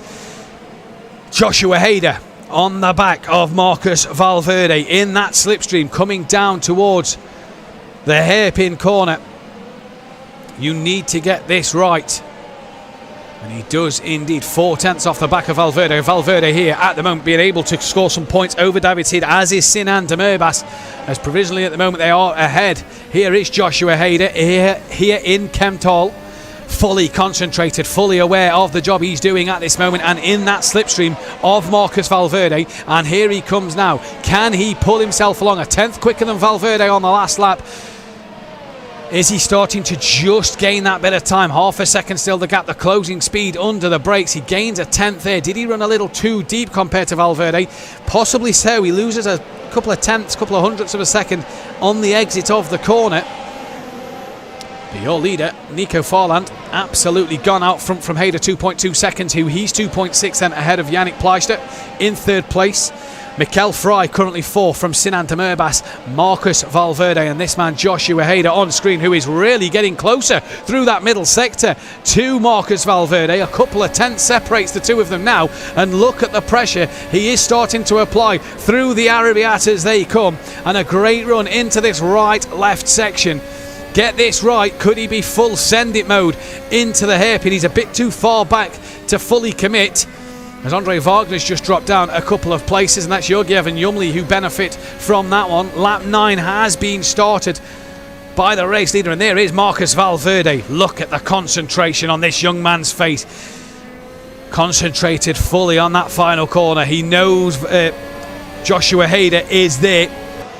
Fastest lap, Lorenzo Hayder, a 1:20.4 at the minute, so he is back on a charge and is fully ready to get the job done. Brother Joshua, though, trying to get past Valverde. He had a look into turn 1 from Zambra's point of view. He's kind of hoping that these two have a bit of a squabble and he can capitalise on maybe a mistake or two, but he has got David Seed right with him. David Seed, patience is the word I'm going to use at the moment. Not seeing any lunges, not seeing any overdriving of the car, just calm, patient race. A little wide there, as I say that, bit of a commentator's curse as he comes through and runs a little wide onto the gravel. And who is that? We've just had a spinner. That is Joshua Hayder, who has had a moment and is off into the gravel, into the wall, facing the wrong way, has to spin it around. And you can hear the frustration here in Kempt Hall as he stays well out the way of oncoming traffic. David Seed now all up in the Ciro Zambra's gearbox. And Hayder really will be frustrated with himself on that one. Meanwhile, brother Lorenzo Hayder within a second now of the leader, so he's on an absolute charge at this moment. David Seed trying to get on the back of Zambra as well. Here's Valverde now on the back of Sinan Demirbaş. Couple of tenths separate them. That is Valverde's best lap of the race. And look at him fully focused using that slipstream. Does he pull out? He has a look. I'm right there if you make a mistake, but that cost him a poor run through turn 1. Really misses the apex, but he seems to carry the speed through turn 2 and 3 well, and Valverde is absolutely flying at the moment. Best lap of the race for him was on that last lap. The gap second to first is 0.6 of a second. Third place is 4.5 seconds back from P2 at the moment. So Pleischtek at the minute, he said in the pole sitter interview that he'd be happy with a P10. Currently sitting third and in good form. And has Hayder made another mistake? You hear the shouts and the cries. Has Hayder made another mistake then? By Hayder, I mean Joshua Hayder. I can't see him stopped on track at the moment. Here is Nico Forland in our racing lounge at Munich. And absolutely focused and determined. A quick check just to see maybe tyre pressures or temperatures, if not lap times. Mikkel Fry on the back now of Yannick Pleister for P2. And Pleister, Hayder, in fact, no, was it Lorenzo Hayder that's made a mistake? He is now 3.2 off the leader, and Pleister right on the back of him here. Did Valverde just get past Demirbaş? Don't think so in the background, but Fry to the line. Demirbaş does his best lap of the race for himself. Here is Zambra, David Seed right on his gearbox, pulls to the outside. Zammerba making him go the long way around of Fry. We didn't get to see the end of that one, but Mikkel Fry. Zammerbaş, I think De La Rosa's got past David Seed as well. He has. David Seed's dropped to P9. So David Seed losing out at turn 1. And Lorenzo Hayder has the pace in this race, but the consistency at the minute just letting him down. He's just making 1 or 2 mistakes. That is costing him this potential race win. He has still a long way to go. Marcus Valverde, 7th place, 6th place. From 17th on the grid. What a drive it has been from him in this one. And he is as patient as can be. A little wiggle though for Valverde in the background. And that then just losing him a bit of time on Demirbaş and has brought Ciro Zambra right back into a fight with Valverde. So a mistake there from him. Just as we were saying, a great drive. Joshua Hayder, after an early mistake on the back of Valverde, he's now on the back of Thomas Herzog as they come through the bottom hairpin and looks to get back up to the final corner, get that run onto the start straight. He'll be wanting to use that slipstream of Herzog in front. Just got to settle, he's just got to calm his nerves. He's just got to make sure that he's fully focused on the job through the final corner. Bit deep in turning entry, but makes that late apex. Now, did he pick up the throttle before Herzog in that slipstream? They head down to turn 1. He's going to slowly be pulling Herzog in front. You see that car getting bigger and bigger. Herzog's made his one move to the left. Is that the right thing to do? Has Hayder here up the inside, and as easy as you like, an invitation from Herzog there to Hayder, and Joshua Hayder doesn't need a second invite to get up into P12. That one is job done for Hayder. P12 then, and can hunt down Meyer in P11. Speaking of Fabian Meyer, he is all over the back of Luca Keller here for the top 10, and the final points position is the top 10. Keller some 5.9 seconds off the back of David Seed. Meyer will want to get past Keller here and get the job done as quick as possible. Thomas Herzog down in 13th place. He's looking to gain on the back of Joshua Hayder once again and retake that position that he's just lost. Can he get and stick with him in that slipstream? Follow Hayder a little bit and maybe make his way through the pack. Hayder wants to get on with this. 10 seconds behind Meyer and Keller then to get back in the points. He was scoring good as well. As you see Valverde and Zambra and De La Rosa there setting purple lap times, so setting their best lap times of the race so far. Pleischtek, fantastic job from the pole sitter at the minute in P3. And here is Mikkel Fry on the back of the pole sitter, then a quartet, if you like, almost. And Mikkel Fry here in Kemptol, and look at that Pleisteck all over the runoff curb on the outside. Would have cost him a couple of tenths there as he got a horrible run, but corrects it for this section into the Arabiat as they come now 1 and 2. Get them both absolutely spot on, and Fry here really focused and determined to get closer to Pleisteck as they come towards the end of this lap. Look at how close these four are now. Yannick Pleisteck in third is the car in front from Michael Fry. We're on board in P4. Sinan de Merbas and then Marcus Valverde, the car behind the quartet, are really pushing each other along.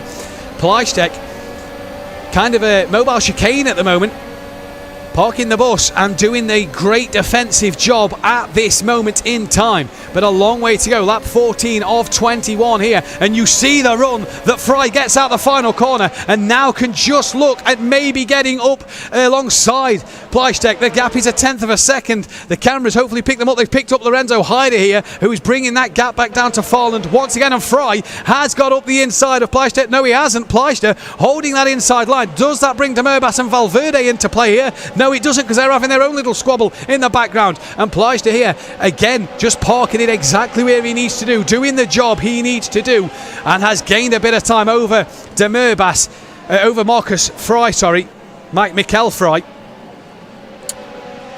And again, you look in the background, and after Valverde, Ciro Zambra, Julian Macias, De La Rosa and David Seed are all gaining on this quartet up front, and Fry, he looks a cool character, doesn't he, in the car there? He looks as composed as can be. A little wiggle for Pleisteck there out of the second Arabiata. And Mikkel Fry looks as cool as a cucumber as he comes down towards the hairpin on the back of Pleisteck once again. 4/10 of a second separating these two, and Pleisteck's got the hairpin horribly wrong, and Fry there does well not to run into the back of him, but is as close as can be, and is also bringing de Merbas and Valverde. Look at Fry, he's having a look into the final hairpin, a little dab on the brakes there, just to make sure he gets it right. He's ran a little deep, and that is de Merbas looking up the inside of Fry, and de Merbas hoping for a run here. Pleisteck's been let off the leash a little bit and has been set free, as de Merbas here is being put under pressure. He's putting Mikkel Fry under pressure, De La Rosa's got past Zambra in the background. Zambra's got that one back. Here is de Merbas. Pleisteck's gone wide, and this then gives Mikkel Fry the best opportunity, but to the outside of turn 2, cannot get it done there. And Pleisteck again hanging on for dear life. He's hanging on by a thread in this P3. Valverde has now got past. No, he hasn't. He stayed there. It was David Seed getting past De La Rosa for P8 and 9. Looking back from Pleisteck's car here, and Yannick Pleisteck really is having to drive this car and defend like he's never defended before.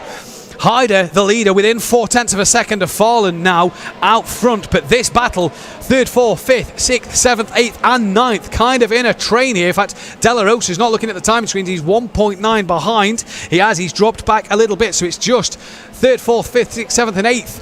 And there you see the man, David Seed. Now Mikkel Fry, what can you do? Commit through the left hand and right hander. Job done. Get a good run up to the hairpin corner. Pleisteck just 2 wheels on the grass. Excuse me. And Fry needs that good run. David Seed, late apex then. He's got Zambra just in front of him, and now Mikkel Fry has as good a chance as any. 2/10 of a second. Valverde also on de Merbas, and here goes David Seed looking to the outside. Look at Valverde. Oh, and a bit of contact maybe there with de Merbas from Valverde. David Seed up the inside of Ciro Zambra, and that one is job done. Marcus Valverde gets past de Merbas as well at turn 2 and 3. Another job done there. And here he goes into the middle part section of the track, and Pleisteck here is absolutely defending brilliantly is Yannick Pleisteck. Marcus Valverde then up into P5, and just as he got a job done, his championship rival got a job done, and now separating them two is the other title contender, Sinan de Merbas, and here he is, and he is on the back of Marcus Valverde, and who's on the back of him? It's that man David Seed, the man with a million smiles. And through the hairpin they come. This can set them up now for the left-right into that final part of the lap. And Fry once again on the back of Pleister. He has a look into that final corner. Can't get the job done. Herzog's back into 12 as Hayder. Joshua Hayder has dropped down to 14th. Then Yumley's got past as well. Now Fry, is this his best opportunity down to the start straight with lap 18 of 21 here? And Fry looking to make a move on Pleister. Then he's on the outs, he's outside. Pleister defending up the inside. Is he going to be later on the brakes? We're currently seeing Marcus Valverde. We'll wait for the camera to pan around from turn 1, and there is Pleister still with Fry on the back of him. And what a drive, and look at David Seed in the background. He's got clear of de Merbas and he's up to P6, as patient as can be for David Seed. Not the podium places yet, but more points in the bag over Sinan de Merbas to pull clear of him in this championship so far. Pleister, you have to say, you have to tip your hat to this man. What a defensive drive it was. Top 10 he said he'd take. What a defensive drive from this man in this race on the back foot. Excuse me. Out front, Hayder, 7/10 of a second to Farland as well. Who's that who's made a mistake? Or is that? I wonder if that is our first female competitor then. Francesca Panchi de Benito, who has just gone a lap down. I think that was her keeping out the way on her first start here. David Seed on the back of Valverde, on the back of Fry, on the back of Pleister. Once again, and David Seed, a rare mistake. And well off at the final corner, losing out then to de Merbas and losing out to Ciro Zamba and Julian Macias de la Rosa, who's just got past Zemerba as well. And Marcus Valverde having a look at Mikel Fry, who's having a look at Pleister, and Valverde up the inside will be the outside of turn 2. Can he keep it pinned there? Being forced onto the grass, and they make contact, and round goes Mikel Fry. Manages to keep it together. Did he get a bit of a correction from Valverde, who's put himself off? And that's allowed de Merbas, Zambra and De La Rosa to gain another place as well. Verde gets De La Rosa back though. Did De La Rosa make a mistake than I think David Seed, yes he has got past De La Rosa once again. Lap 19 of 21. We're coming to the finale of this race. And what drama there has been. Francesca, just being told in my ear, has been disqualified from the race, causing several collisions. So she has been disqualified from the race. So a shame for her. Sinan de Merbas then.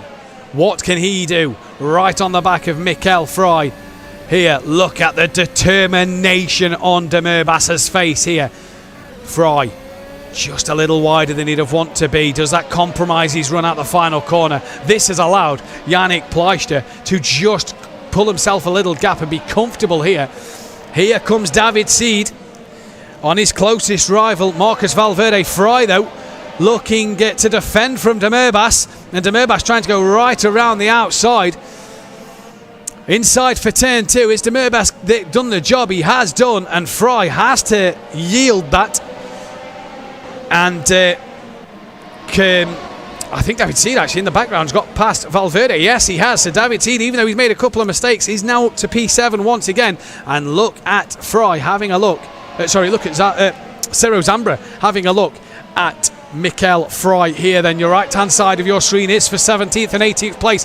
That is Bleisig defending from Antonio Rivoli and being able to hold on to P17 on the right hand side of your screen. Back to the action now up front. Mikel Fry was fighting for a podium. He's now down in P5 at this moment in time. And what is going through his head, he's got to refocus here as the leaders are on lap 20. The leaders are just about to start lap 21.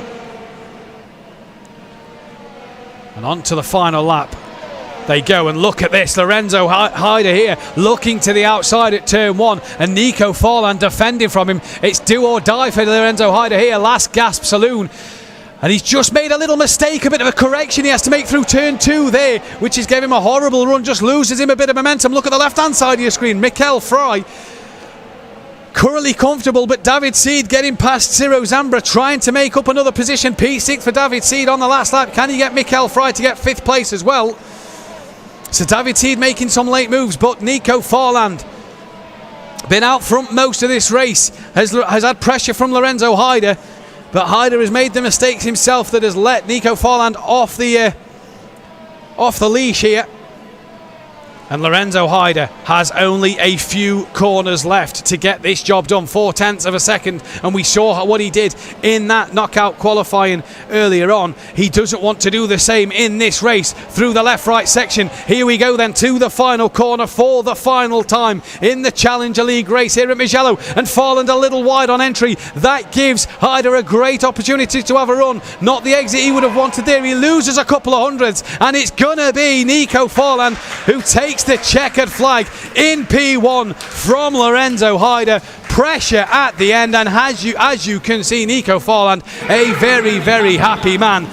But for Lorenzo Haider, frustration and maybe a few too many mistakes from himself. Yannick Pleister finishes P3 ahead of Sinan Demerbas. David Seed got ahead of Mikael Fry for P5 from Ciro Zambra. Marcus Valverde down in 8th, but a great drive nonetheless from 17th on the grid. Julian Macias de la Rosa in P9 from Fabian Mayer P10, rounding out the points. Luca Keller P11, Herzog has crossed the line 12th. Stefan Yumli has crossed the line in 13th. Joshua Haider, disappointing race for him, in 14th as well. Valentin Georgiev crosses the line 15th place. Andre Wagner has crossed it in P17. Jason Blysick in P17. Andre Wagner 16th. Antonio Rivoli 18th. Guzman Miguelas in 19th place. Mikael Farland in 20th, and Felipe Gonzalez 21st. Don't forget though, this is a preliminary result. Race control will have some work to do, it looks like, to get our final classification for you.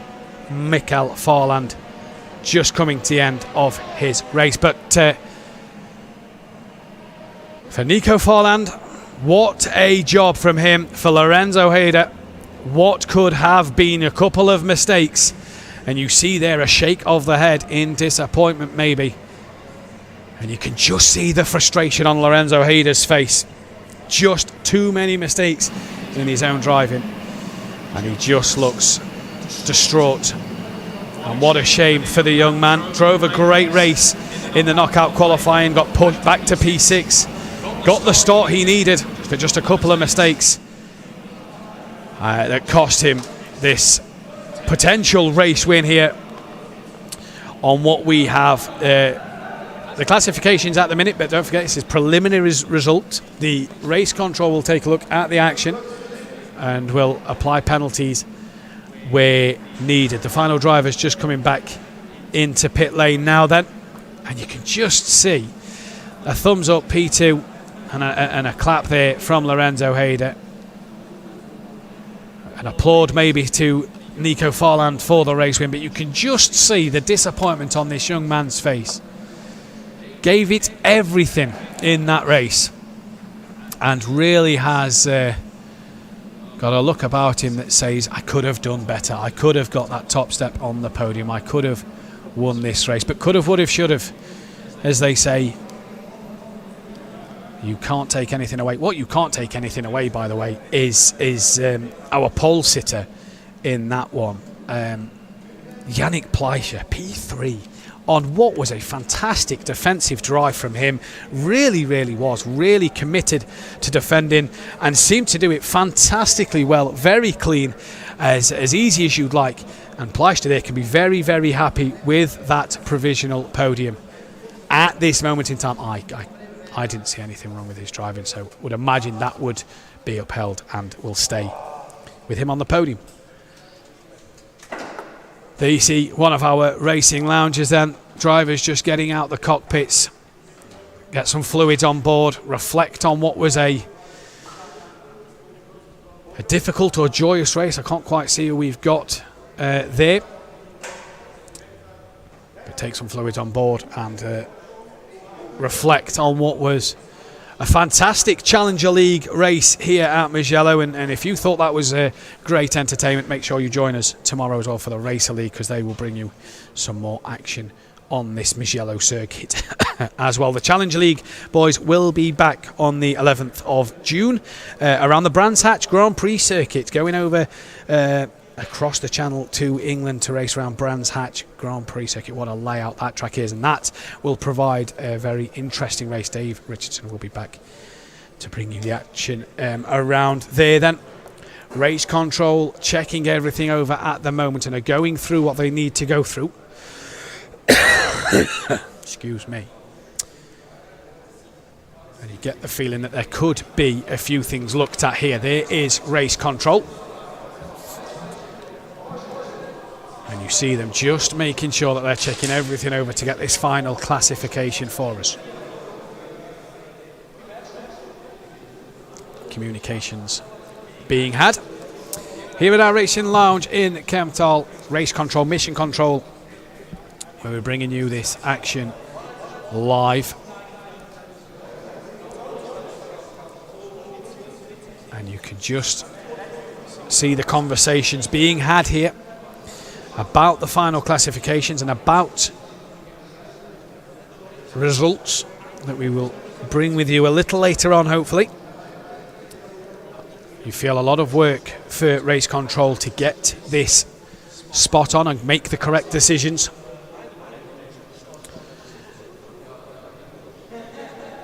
A lot of conversations being had. There's over to one of our other racing lounges. You see their family, friends, colleagues just having a little chat. The drivers are all out of their cockpits and are all cooling down, taking some refreshments and getting ready to go. I think that's one of our drivers there to the left-hand side of the screen, taking plenty of fluids on board. There is Lorenzo Ada still in the cockpit, and I think still can't quite believe how he didn't win that race. And you look at the pace he had throughout the race, absolutely fantastic. Lorenzo Hyder, fastest, his best lap was a 1:20.4, and Nico Farland a 1:21.1. So showing the difference in pace, but just not having that consistency to match Farland's. Here, we're going to bring you now a replay of the last lap of the race. Here is Mikkel Farland. Sorry, I gave you the Nico Farland's fastest lap. Here is Mikkel Farland, your winner of the race.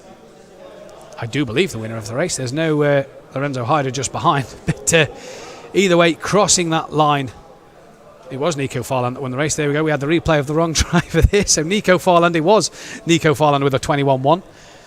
And there you see, look, Lorenzo Hyder.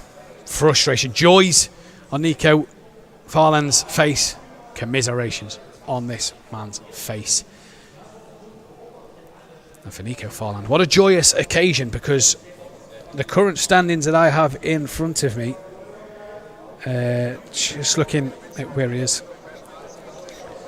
This is the official podium then. So Nico Farland is 9th in the standings, so that race win will give him a great points. There is the official podium then. Mikkel Farland, I thought it was Nico Farland that won the race. I think we've got the wrong picture for first place. There's Lorenzo Hyder though for P2, and Yannick Pleister P3. A fantastic job. Yep, I think we have had Mikkel Farland on the top step of the podium for the picture there, when it should be Nico Farland. So according to the image, the father won when we know it was the son. But either way, that is the official podium. That will stand. So the top three will stand. So what a drive from Yannick Pleister there to pole position to hang on for P3 throughout that race. What an absolute drive from him. And I'm sure he will be thrilled to bits with the way that went. So the top three finish then, but as we said, for Nico Farland, getting that win, really doing him the world of good in terms of his championship, in terms of just coming back into a championship situation, especially with David Seed and beating the likes of him and Valverde and De Merbas. It's 25 points for a win, so absolutely will be thrilled to bits with that. He was on 12 points coming into this one, and is now sitting with an extra 25 points next to his name, which will help. And here is Yannick Pleister once again. And we spoke in the pole sitter interview. You said you'd be happy with a top 10. That's a podium. Yes. Yes, I don't know how to say it. I have no words right now. Like, it was so crazy. It was so intentional. It was crazy. An absolute fantastic defensive drive from yourself. A lot of pressure you had a lot of pressure you came under in that race, but you managed to hold on to it. Yes, I don't know how, but I keep the focus on the track, and yeah, it was amazing to drive against these great drivers like Lorenzo and Meyer did a very good job, but yeah, it was very nice. Not a bad first weekend for yourself, a pole position and a podium to end the day. Again, you've just got to be chuffed to bits. Yes, I don't know how to say it. I came with no, I don't know the word, with no intentions on the race. Like, let's drive. Yeah. At time, like, yeah. Don't, yeah. Well done. Well done, Yes. Yannick. Congratulations on your P3. Enjoy it. Thank you very much. A great job there from Yannick Pleister. And I think we can be joined now by Lorenzo Heider as well. Yo, hi. Hi. Ciao. Lorenzo, unlucky there. Yes. Just wasn't to be today. I have no words. My pace was really good. My target was P1 and result P2 is good for the championship, but a little bit sad with this result because my pace was good enough to P1, and I have two bad luck as seen. So yeah, a little bit disappointing. To get the penalty in the knockout qualifying, starting P6, you got the job done off the line.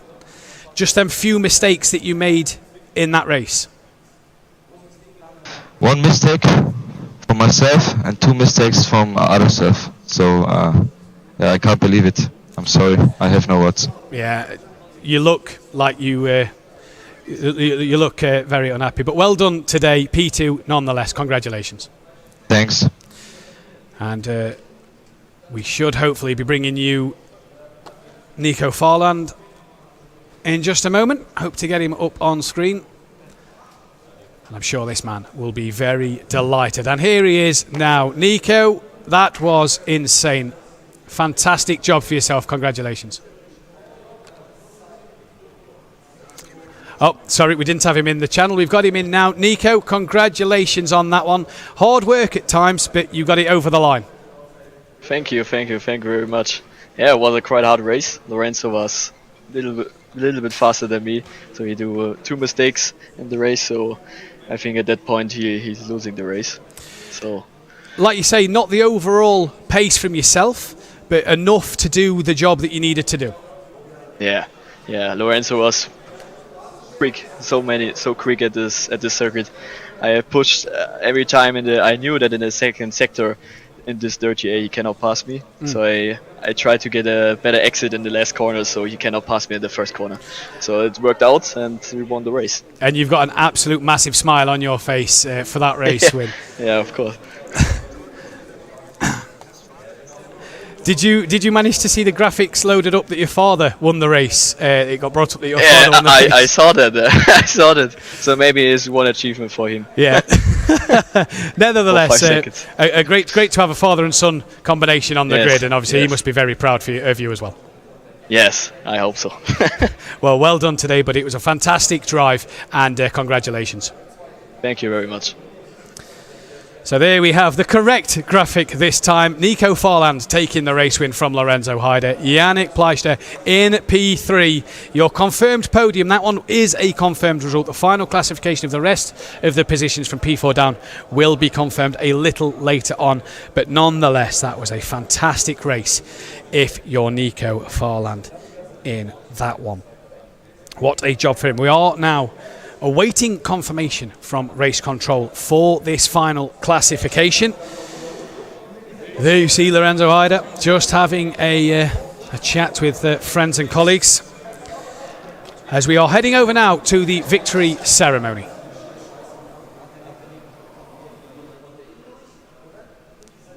There you see a very happy Yannick Plachter getting his medal for P3.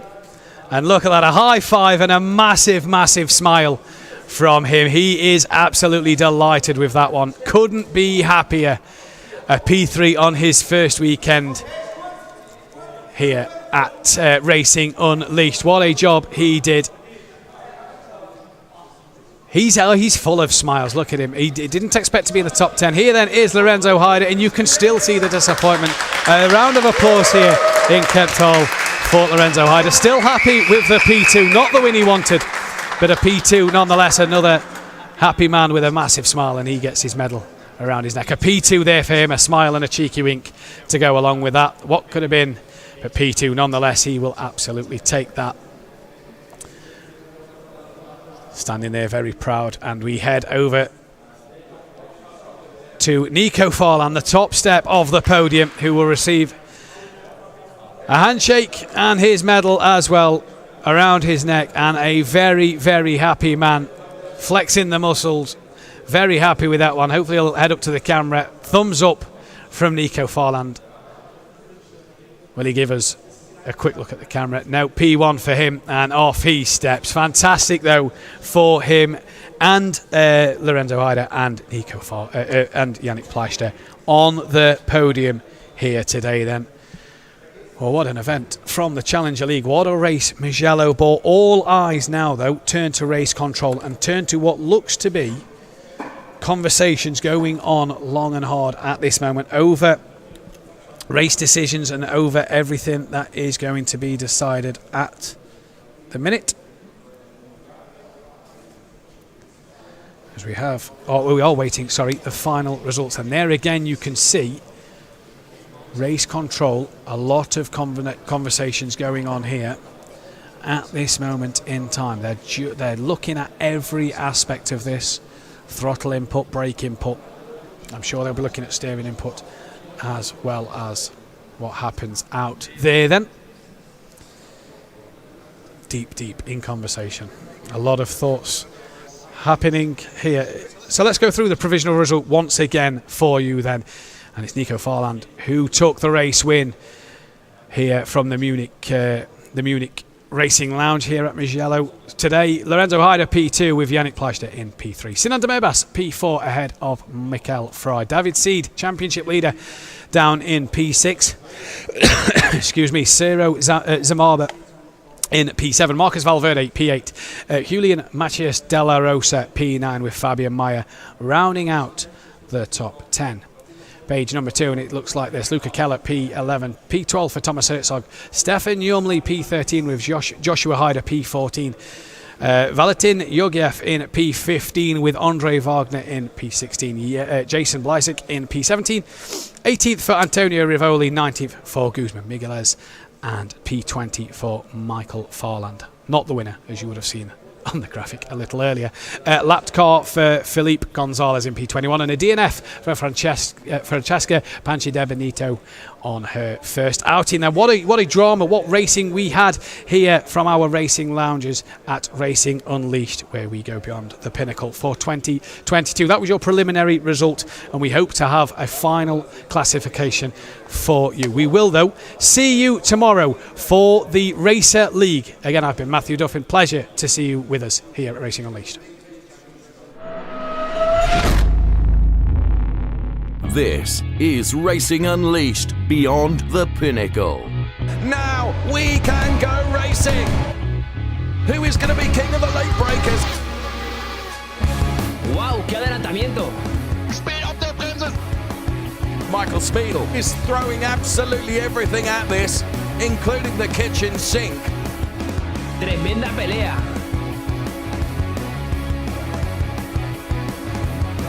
Disaster strikes. Unglaublich.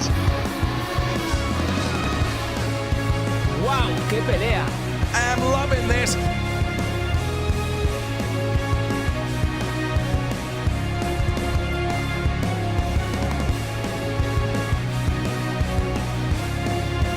Look at this. Absolutely brilliant stuff. This is Racing Unleashed.